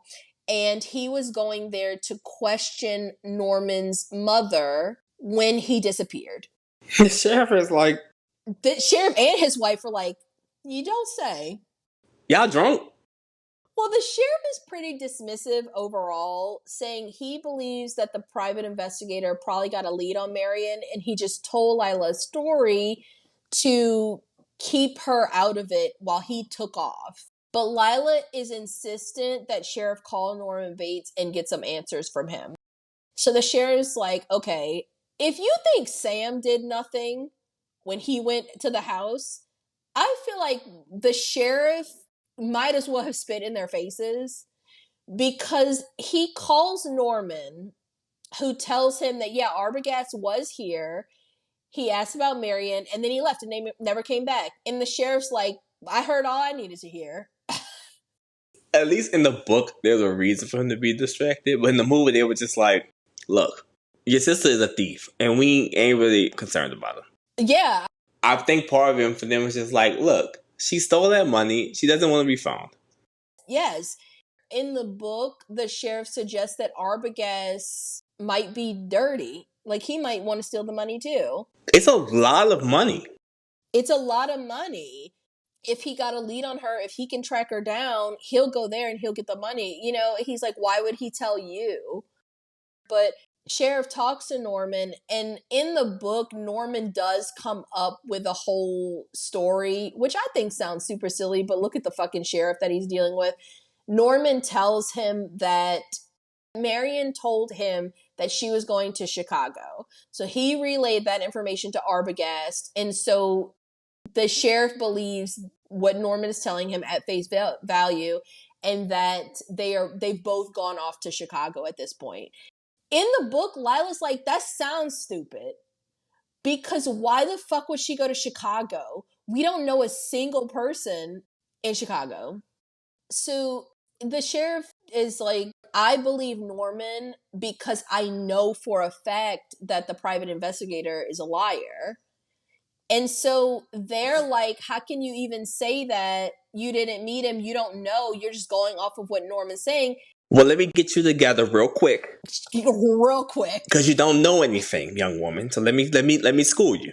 Spoiler alert. Mrs. Bates, dead. Location, the ground. She's been dead for 10 years. And then, wait. Then get this. Wasn't the sheriff like, I know because like I was one of like her pallbearers or something. Yeah, that's exactly what he said. He was like, I found her, and then I was the pallbearer at her funeral. So when I say to you that your boy is lying, I mean it. Like, get out of my goddamn house. Essentially, he then goes on to explain like Norma died as a result of a murder-suicide. Norma apparently poisoned her lover with strychnine, because remember how we were talking earlier, and Norman had mentioned to Marion that his mom's boyfriend died in a particularly gruesome way. This is that way. So strychnine, I believe when you take strychnine and you're dying, it's a rough way to die. Like, I think it's essentially like, I think you're suffocating to Yes. death. So you turn all purple, you can't breathe, clawing at your neck, gasping for breath. So she gave that to Considine. She ended up poisoning herself as well. Norman found the two of them dead in bed together, which was apparently scandalous. It was scandalous because she wasn't married. Yeah, she wasn't married to this man, Considine. Because remember, the way the sheriff's wife says it, she's like, in bed together. So that was like kind of taboo. And also, when the movie came out in 1960, because remember, the book's written in 59, it's same mindset. That was actually one of the things in some markets that was censored. And so they weren't even allowed to say that they were in bed together. They were just allowed to say that it was like the murder suicide or whatever. So people really feel weird at the time that like Norma was an unmarried woman in bed with a man. Getting her boots knocked. Exactly. It's just different times. Would it be different strokes? Yeah, but you get censored for saying it. So Sam is like, okay, like they're shocked. And in the book, it's shocking when you're reading it. Yes. Because the sheriff lets them pour all of this out. They're certain they have all the facts and everything. And the sheriff's like, oh, word? Let me get you all the way together. Right. You know what's crazy? I'm sorry. In the book, she didn't use a knife. She used a razor on his ass. Yeah, she did. She used Norman's razor. And you know, that's kind of not a spoiler, but that's kind of like a foreshadowing. Because in the beginning of that Saturday morning when Norman was about to get questioned, Norman didn't shave. He was looking in the mirror. He was like, I needed to shave. Yeah. It's like kind of creepy. It's very creepy. It's so well done. But Sam is like, okay, if Mrs. Bates is in fact dead, who was the old woman sitting in the window when I went out there? And the sheriff's like, well, you saw someone? And Sam is like, I definitely 100% saw a woman in the window. And Lila's like, it has to be Norma Bates because Arbogast saw her too. So the sheriff is like, well, if that was Mrs. Bates, since you have your degree and you know every fucking thing, who the hell has been buried in the cemetery for 10 years? Nobody has an answer for this. The sheriff is just probably like, these fucking people. I was in bed with my wife. My wife. No scandals here. Because you ain't here bothering me by a damn criminal. Like, get the hell out. Church in the morning. I bet that's what they said after the camera cut. They just cut that part out. But that's when we cut back to the Bates Motel, and Norma is telling his mother, he goes up to her room and he's like, I'm going to have to lock you down in the fruit cellar until things blow over. And Norma is like, I don't fucking think so. She's like, I'm not going to no damn fruit cellar. You know, this is exactly how an old person would sound. So you can hear them going back and forth, arguing about it. Norman's doing this because he's like, okay, Marion came, somebody came looking for her. Arbogast came, eventually somebody is going to come looking for him, and then he knows that Sam came, even though he didn't answer the door. So he's like, okay, things are getting kind of hot right now. So in order to protect his mom, he's like, I have to bring you somewhere where people won't be able to find you. So Norman gets pretty firm with Norma, but Norma's like, you know, you hid me there once, I'm not gonna do it again. And as he's getting firm with her, she laughs in his face. She's really a harsh old woman. So that's when Norman decides that he just has to like forcefully pick her up, and we get an aerial shot of Norman carrying her down to the fruit cellar. Then we cut to the next morning, and Lila and Sam are meeting the sheriff outside a church, and they're going to insist that he go to the Bates Motel to check it out because Lila is still, she's just like, something about this just seems really fishy. Two people, whether you believe Arbogast or not, Sam saw a woman in the window too. If Norma's dead, sure, but There's somebody there. then somebody's there, and how do we know that it's not Marion? How do you know that he's not keeping her hostage and he took the money? You know what I mean? Like, something should be checked out. But the sheriff actually tells them that he went to the Bates Motel that morning and that Norman was absolutely alone. No mother. And he says that Sam must have been seeing things. And this is Rude. It's rude, but it's also like, are you fucking serious right now? So Arbogast and Sam were both seeing things. They describe seeing a woman in the exact same window in the exact same way. What the hell are you talking about? I hate incompetent sheriffs. But he encourages them to file an official police report to get law enforcement involved, because this whole time, Mr. Cassidy, Lila, Sam, everybody has just been trying to handle the whole thing without getting law enforcement involved, because they really just want the money back. They're not necessarily trying to pursue charges against Marion. She could probably go back to work. I mean, realistically, and just be like, I'm sorry I had a lapse in judgment, but if they got all that money back and she didn't spend it, he'd never send her to the bank again. Eat lunch at your desk. I know, bitch, I don't want you out of my sight until you clock out. And then I'm like, well, when you think about it, she seemed like a very good worker, and her co-worker's on tranquilizers. So he's probably like, damn, I really need her to come back. Yes. So they're just trying to get the money back. She's not in that much trouble. And so that's another part of the reason that Lila, and I mean, not so much Lila, but Sam has been really hesitant to get police involved, because they don't want to get her in trouble. But at a certain point, it's like, enough is a fucking enough, right? Like, nobody has seen her in a very long time. And people keep disappearing from that hotel, which is very suspicious. So that's when Lila is like, this shit is crazy. Stupid. I'm going to the motel to see for myself. Sam, you can come or not. I don't give a fuck. So Sam is finally like, okay, I will take you to the motel. So she comes up with the ruse. She wants to check into the motel, pretending to be husband and wife, and she wants to search the cabin that Marion stayed in. When they get there, they insist on signing the registrar, and they get the key to cabin 10. But on the way, Lila makes sure that cabin number 1 is unlocked, which it is. When they get there, Norman is kind of suspicious of them anyway, but in the book, he's extremely suspicious of them because Lila actually says, we want to stay in cabin 1. Right. And so he's like, fuck. At this point, Lila believes that Norman must have killed Marion in order to get the $40,000 from her. She believes this because she really truly believes that Arbogast was starting to warm to them, and he would have absolutely told her if he'd found something. So after they leave Norman, they decide to really search cabin 1. When they do note there is no shower curtain in the room, and Lila ends up finding a piece of the scratch paper that Marion used the night she was staying at the cabin. When she ended up flushing the scraps of paper down the toilet, a small piece didn't go down, and it states $40,000 at the top. And so Lila is like, what are the odds of that? It has to have been Marion. I prefer this scene in the book. I prefer this whole setup in the book.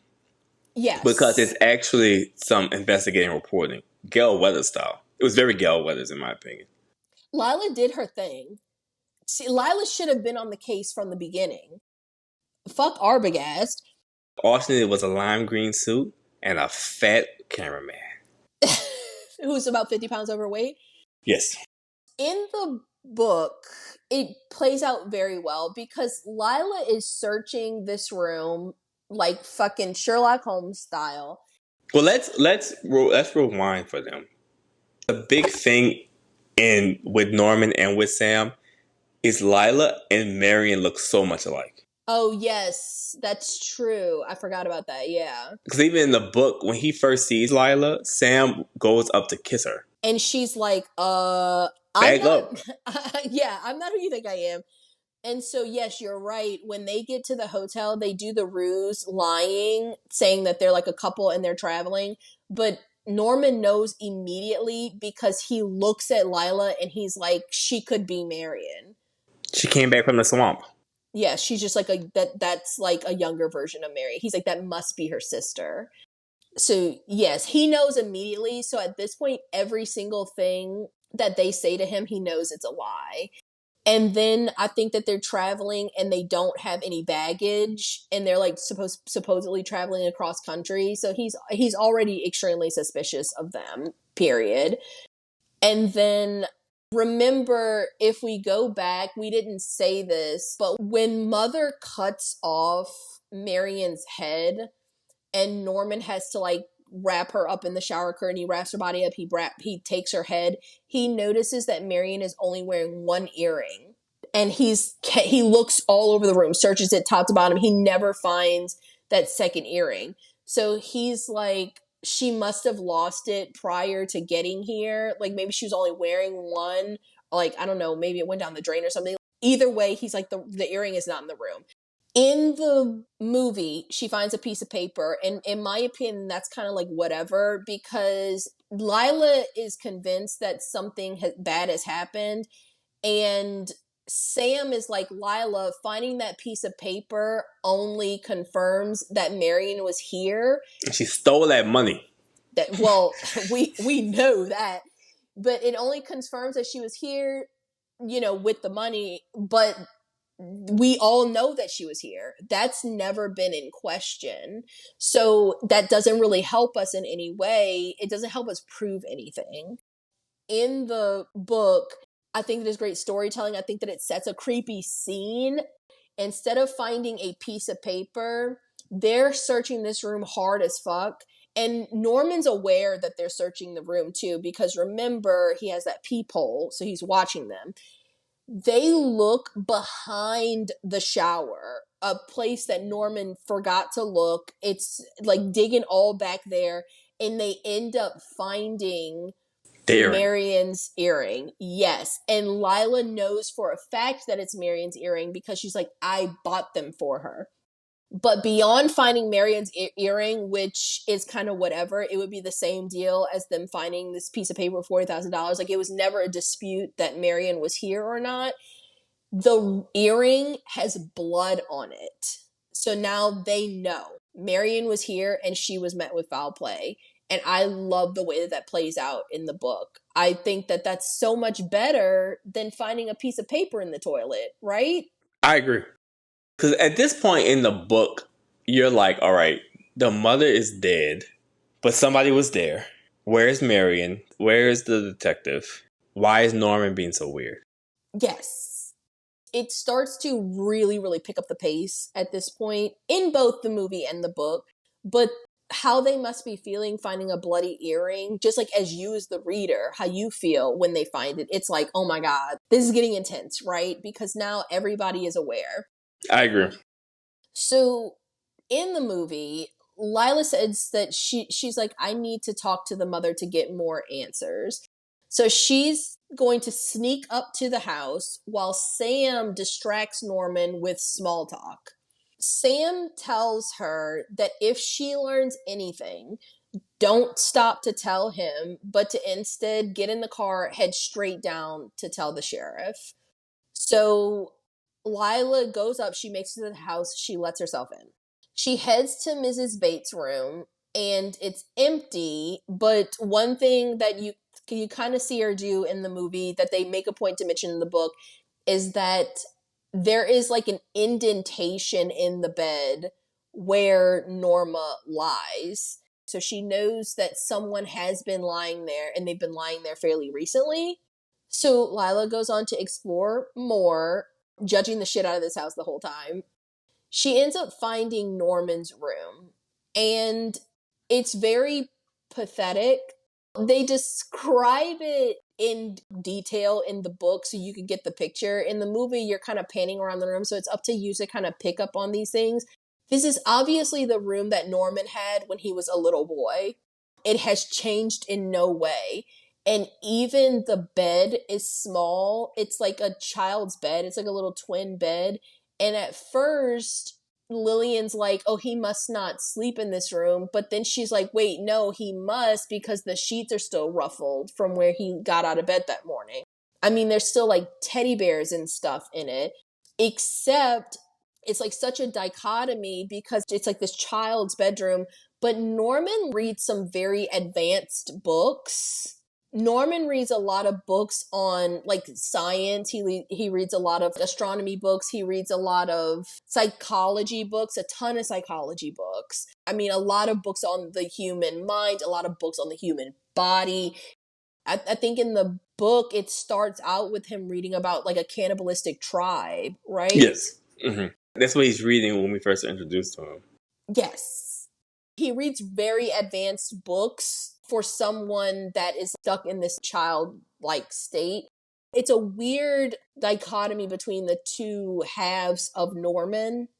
So, meanwhile, Sam is down in the office with Norman, and he's doing a piss poor job of keeping Norman distracted.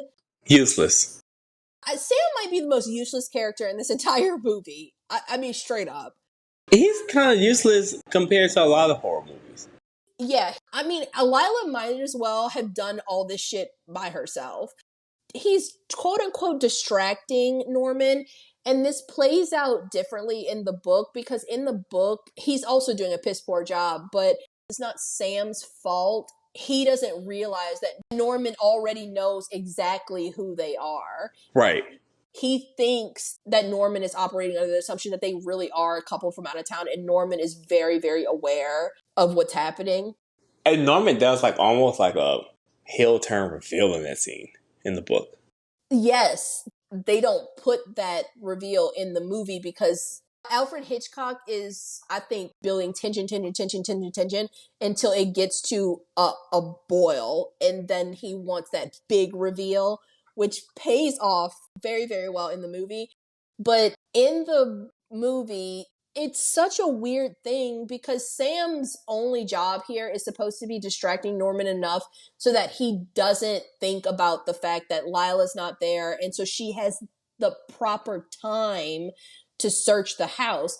Sam starts asking Norman about his mother, and then he starts pressuring him about it and about the $40,000, which Norman is angry at this point. It really takes no time for Sam to piss Norman the fuck off. And then Sam ends up telling Norman, I'm so mad at Sam. I fucking hate this. Because Sam ends up telling Norman, he's like, we're going to get the information that we need from your mother. And Norman's like, and that's when he realizes that Lila has definitely gone up to the house. So he tries to run to get her, and Sam starts to wrestle him to keep him from leaving the office. So Norman smashes him over the head with this ceramic jar and just knocks him out. Because Sam, you might as well have just stayed home anyway. Like, on some real shit, I really think that Lila would have been better off because now you've tipped off Norman to the fact that she's at the house. Why did you ask about that money? Why? What was your goal? Did you think that you were helping? So, I can't remember exactly. Do you remember what happens in the book? Sam and Norman start out by having very, very innocuous conversation, and they're drinking, right? They're definitely drinking. One thing that we didn't mention is that Norman is like kind of an alcoholic too. In the book, he drinks. He gets into kind of these stupors and he'll drink a lot, which his mother doesn't approve, but he hides the alcohol in the parlor of the motel. So he's drinking now in the book as he's talking to Sam because he is stressed, because he kind of knows what's happening. So he's also trying to get Sam to drink too. But then what else happens? So in the book, it's raining hard. Yes. Because what's supposed to happen is he tells Norman that she went into town to grab something. Okay, so it's raining, and he's like, I'm going to have a drink with you. And he's talking. And little by little, Norman is exposing their plan. Yes. Norman kind of plays the fuck out of Sam. Really good. Yeah. But he says, guess you can use a little excitement around here. I don't know. We get our share. I thought you said you lived here alone. I said I operated the motel alone. But it belongs to both of us, my mother and me. Sam almost choked on the whiskey. He lowered the glass, clenching it tightly in his fist. I didn't know. Of course not. How could you? Nobody does. That's because she always stays in the house. She has to stay there. You see, most people think she's dead. The voice was calm. Actually, there is excitement around here, like there was 20 years ago when Mother and Uncle Joe drank the poison. I called the sheriff and he came out and found them. Mother left a note explaining everything. It's so eerie, right? That's so fucking creepy and so well done. Yes, he said quickly. Oh, yes, I brought Mother back home with me. That was the exciting part, you see, going out to the cemetery at night and digging up the grave. She'd been shut up in that coffin for such a long time that at first I thought she was really dead. But she wasn't, of course. She couldn't be, or else she wouldn't have been able to communicate with me when I was in the hospital all that while. If I was in Sam's position, Norma would have had to clean his chair after we were done talking because that's so fucking scary. Because now you're in this room with because now you're in this room with him and he's so fucking calm telling him this. I think that plays out so well. The real, I think, biggest difference between book and movie is that in the book, Norman is so in control of this situation and Sam doesn't even know. He is really playing the fuck out of Sam right now and Sam is so oblivious. And if I was Sam, I would have been very much more on guard because that's so creepy because he's so calm. The whole time. And it's dark. And Sam, you can't see him, but Norman is in a place that he is super fucking familiar with. So he's okay in this darkness. You're the one that's being caught off guard, being hit in the head. But okay, so in the movie, Sam is useless magooseless on the fucking floor. Norman then rushes over to the house and Lila can see him coming through the window. So she decides to hide in a stairwell that leads down to the basement. But Norman rushes upstairs because he figures that that's where Lila would be because he knows that people have probably seen Mrs. Bates in the window up there. But instead of running out of the house, Lila decides when she sees the basement door to continue downstairs looking. When she opens the door, she goes down and she sees Mrs. Bates sitting there in her chair and her back is facing the door. So Lila slowly approaches her to get her attention. She touches her gently on the shoulder. She turns her around. When Mrs. Bates turns around, Lila is shocked. Aghast. To see it's a dressed up, mummified corpse of a woman. Lila lets out a blood-curdling scream, jumps back, and she hits the light bulb that's hanging in the middle of the room. This scene is expertly, y'all, I think that this is Alfred Hitchcock's magnum opus. This fucking scene right here. It's better than the shower, huh? This is the iconic scene from the movie. The light is swinging, so it's like shadow, light. It's like kind of disorienting, but she can hear running down the stairs. So she whips around, terrified at this point. Who is coming down the stairs? Because you can't see the person. You can just hear the footsteps coming. Then it's like a shadow enters the doorway. You can see that it's woman-shaped. But when he steps into the fucking light, y'all, it's fucking Norman. Wearing Tuesday morning's best drapes clearance section, giving us everything we ever wanted. Y'all, it is Norman in his mother's Sunday best. Cheesed up. There's no way, I don't even have the appropriate vocabulary to describe the look on Norman's face. The glee. The absolute glee and happiness that he has knowing he's about to kill this bitch. I know that you guys hear us say all the time, like salivating at the mouth. This is salivating at the mouth. He is ecstatic. Giddy. Exhilarated. Because where's she gonna go? Because she's trapped now in this fruit cellar with nothing but this fucking mummified corpse in a dress and this fucking psycho in a dress. And he has on, like, I cannot understate the wig that he has on. It's like he took the 30-inch bust down and he put it in like an old lady bun. You know, like when your cat is curled up on something and it's like it was a taxidermied animal on top. On his head. So the wig is something serious, y'all. And so he comes in salivating. He starts screaming in his Norma Bates voice. Lila screaming, he's screaming. He's rushing towards her with this knife. Never been so happy to kill someone in his entire life. But just then, Sam, who has come to, enters the room just in the nick of time, and he grabs Norman from behind, wrestling the knife from him. And they do a good job. I like the way that they word this in the book, because it's like from Lila's point of view. You want me to read it? Yes, how the screaming. Mrs. Bates? Lila gasped. Yes. But the voice wasn't coming from those sunken, leathery jaws. It came from behind her. From the top of the cellar stairs, where the figure stood, Lila turned to stare at the fat, shapeless figure, half concealed by the tight dress which had been pulled down incongruously to cover the garments beneath. I am Norma Bates, said the high, shrill voice, and then there was a hand coming out, the hand that held the knife, and the feet were mincing down the stairs, and the other feet were running, and Lila screamed again as Sam came down the stairs, and the knife came up quick as death. Sam gasped and twisted the knife that held it, twisted it from behind until the knife clattered to the floor. Lila closed her mouth, but the scream continued. It was the insane scream of a hysterical woman, and it came from the throat of Norman Bates. Insanity. It's absolute insanity. I like the way that it plays out in both, but I adore the way that it plays out in the movie.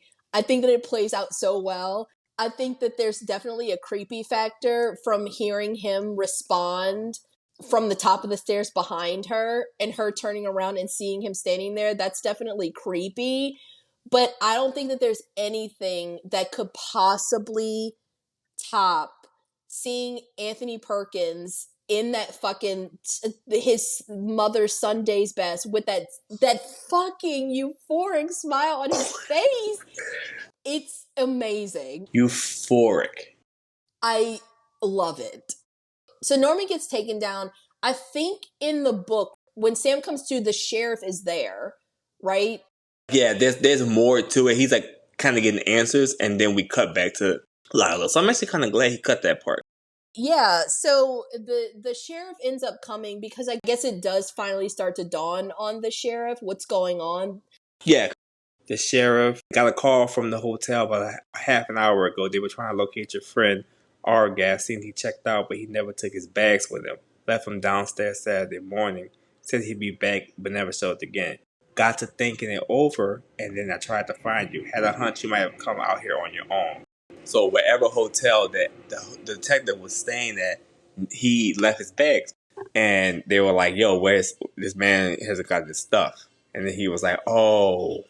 It goes against the sheriff's whole theory that Arbogast just Left town. didn't tell them where he was going. Yeah, and left town. So, yeah, so when Sam wakes up in the book, the sheriff is already there. In the movie, after Sam takes down Norman, we just cut to the police station, and everybody is gathered there. So at this point, a psychiatrist has spoken to Norman, and he's like, well, not exactly Norman, but Norman's mother. The psychiatrist tells them that Norman Bates no longer exists. He says he's been completely taken over by his mother, probably for the rest of his life. And Lila is like, yeah, okay, I don't really give a fuck about all of that. She just wants to know, did Norman kill my sister? And the psychiatrist has to break it to her that, yes, he did kill your sister. But Norman was acting as Norma. He also tells the group that he killed Arbogast too, and that if they drag the swamp, they will find both of them, and probably 2 more missing young women. He also tells them that Norman also killed his mother and her lover, that Norman broke when his mother found a new lover after living for so many years, isolated, just the 2 of them. And he was so angry with his mother, so jealous, that he decided to kill her. But murdering his mother was so horrific to Norman that's when he decided that he was going to steal her corpse in order to, in his mind, erase the crime of matricide.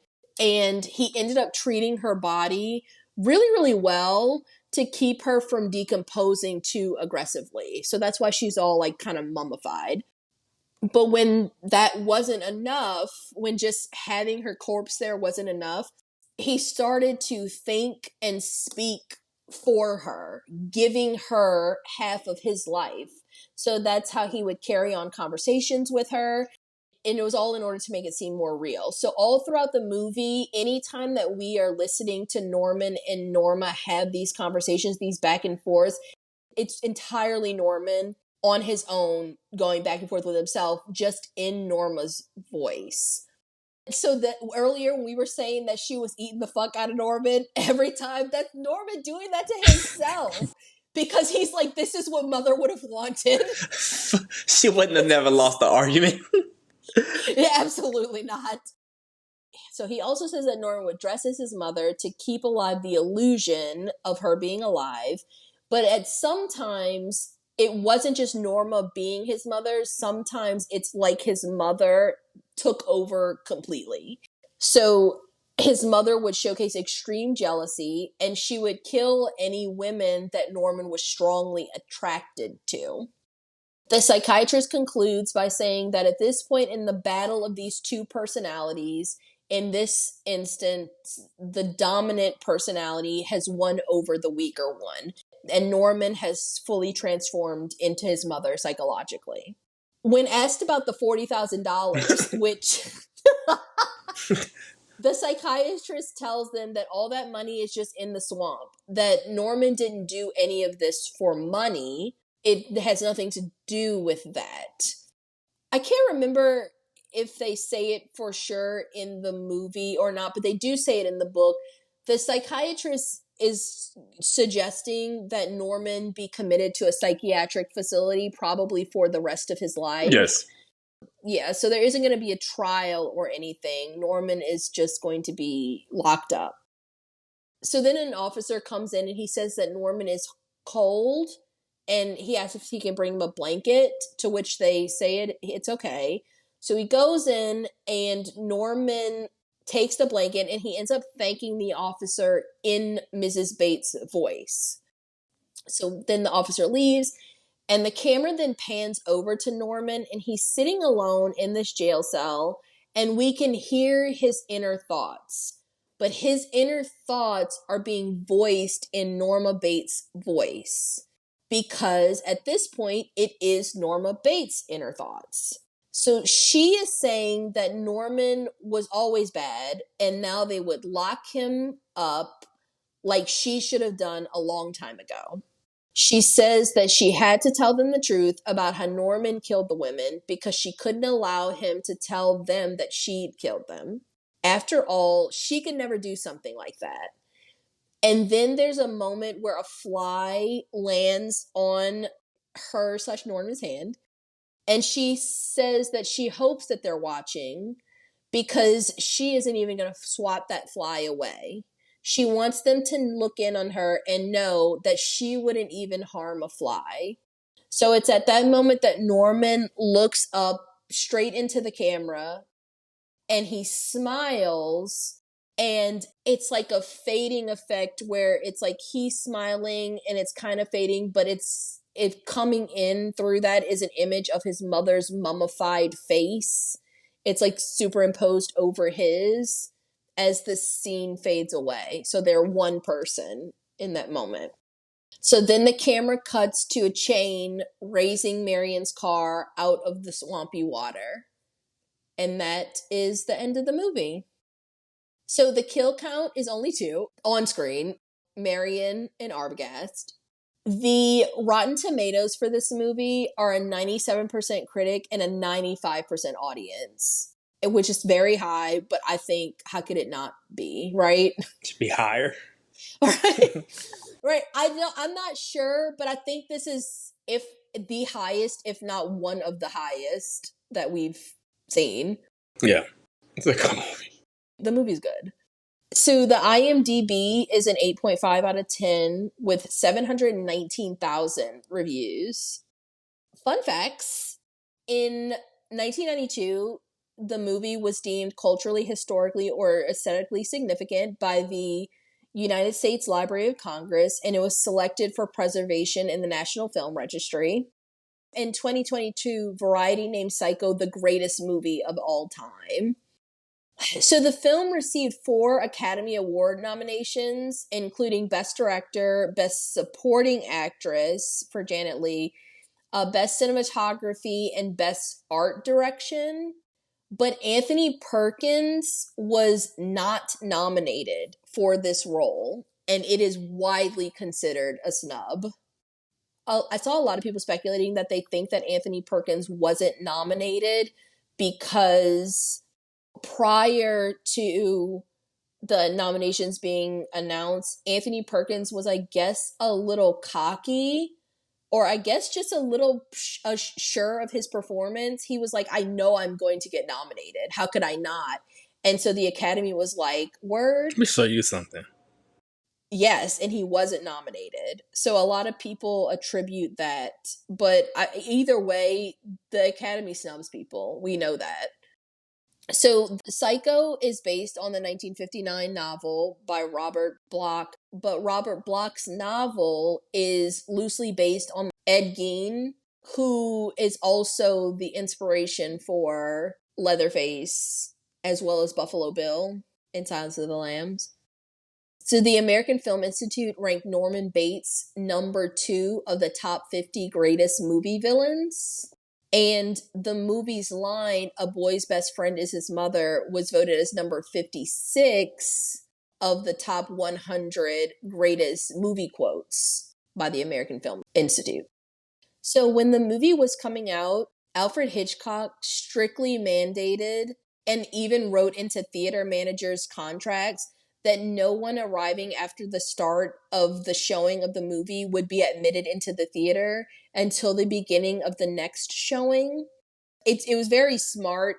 It's kind of giving like Drew Barrymore and Scream. When they were advertising the artwork for the movie, it kind of deceived audiences into thinking that Janet Leigh was its star, because at the time, Janet Leigh was the more popular actress in the movie.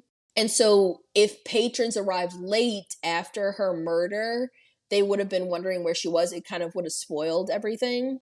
So newspaper advertisements really piqued audiences' curiosities about the movies when they were running these ads, because they were saying things like, quote, "You must," in all caps, "see Psycho from the very beginning. No one, not even the president of the United States, not the theater manager's brother, not even the Queen of England, will be allowed into the theater after the beginning of each showing of Psycho." They also wrote, "This will allow you to enjoy Psycho more. By the way, after you see the film, please do not give away the ending. It's the only one we have." And news cameras were actually going to theaters and photographing audience members waiting outside in droves to see this movie. And so it created an extreme amount of publicity and buzz around this movie. So we've said it before. So in the book, Norman is about 40, chubby, balding. In the movie, he's about 26. And Alfred Hitchcock deliberately aged him down and made him attractive in order to make him seem less predatory and less creep-like and more like a put-upon, victimized man-child, in order to elicit sympathy for him from the audience. And he did that in order to make the ending reveal, when he turns out to be a killer, just way more shocking. And this is when I think people have heard this one a lot, but it's just so funny. So no flushing toilet had appeared in a mainstream film or television show in the United States until this movie came out. That's crazy. Isn't that crazy? They really tried to censor that scene. So, funny enough, Paramount executives did not want to produce the film, and they actually refused to provide the budget that Hitchcock wanted from them and that he'd received for previous films with the studio. So Hitchcock, who really, really wanted to make the film, decided to plan for Psycho to be filmed very quickly and inexpensively. He did it similar to an episode of his TV show at the time, the Alfred Hitchcock Presents. So he ended up hiring the TV series crew to handle the production, and he proposed this cost-conscious approach to Paramount, but executives still refused to finance the movie. And they told him that their sound stages were occupied or booked, even though production was known at the time to be in a slump. So they were just lying because they really didn't want to make this film. So Hitchcock countered with the offer to finance the film personally and to film it at Universal International if Paramount would distribute. He also ended up having to defer his director's fee of $250,000 for instead a 60% ownership of the film negative. So the offer was finally accepted because I think Paramount kind of thought that it was just going to be a flop anyway. So if they're like, well, if we're not really having to put up any of the money for it, we'll distribute it. That's fine. And he can get his 60% ownership because if it's 60% of like nothing, then it's not hurting us in any way. It's just like everybody surrounding the film thought that it was going to be a flop. Alfred Hitchcock was the only person that thought like, no, this movie is going to be a hit. At the end, the movie only cost $800,000 to make, but it ended up earning more than $40 million at the time. And it actually ended up being the highest grossing movie of Alfred Hitchcock's career, and it made him a millionaire. So he got the last tee-hee-hee. God, it's like $400 million. That's a huge hit. It's a huge hit. And Alfred Hitchcock owned 60% of that negative. Because I don't know. I feel like even if you read this book, I feel like I'd be like, that's going to be a hit. It's going to make a good movie. Yeah. But with all that being said, that's all the fun facts I have. What do you think? Do you give this movie a hit or a miss? Oh, I give it a hit. It's great. There's no notes. Dante, stop, because I was going to say the same thing. So I give this movie a hit too. I just feel like it's self-explanatory. I think that the shit is very, very good. And I know that I was talking to you about this. This is one of the few times, I hardly ever say it, but I prefer the movie over the book. Me too. Yeah, I think this movie is extremely well done. Mm-hmm. I think Alfred Hitchcock did an amazing job with it. I think that the changes that he made the story even better. It's just like a real mystery. It's shocking. There's so many shocks and turns. I think the cinematography is like A1. I just think like if you've never seen this movie, I pray that you watched it before we spoiled it if you didn't know the ending. But even if you do, even if you've listened to this, I mean, I highly, highly recommend you go watch this movie because this is like peak cinema, but especially peak 1960s cinema. This one was great. It's great. There's nothing about this movie I feel that leaves you wanting. I think it's a great movie.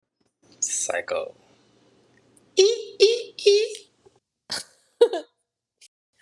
But yeah, so that's it for us. Did you want to tell them about the social media? Okay. We love to hear from you guys. Please follow us on Instagram, YouTube, and Facebook with the handle Did You Get That on Film? You can also email us at didyougеттhatonfilm@gmail.com. For our Spotify and Apple Podcast listeners, leave us a review as well as a rating. Reviews are the best way to support the podcast and help it reach a further audience. That sounds great. And that's it for this week. We hope to be back next week with a brand new episode. So, until then, bye!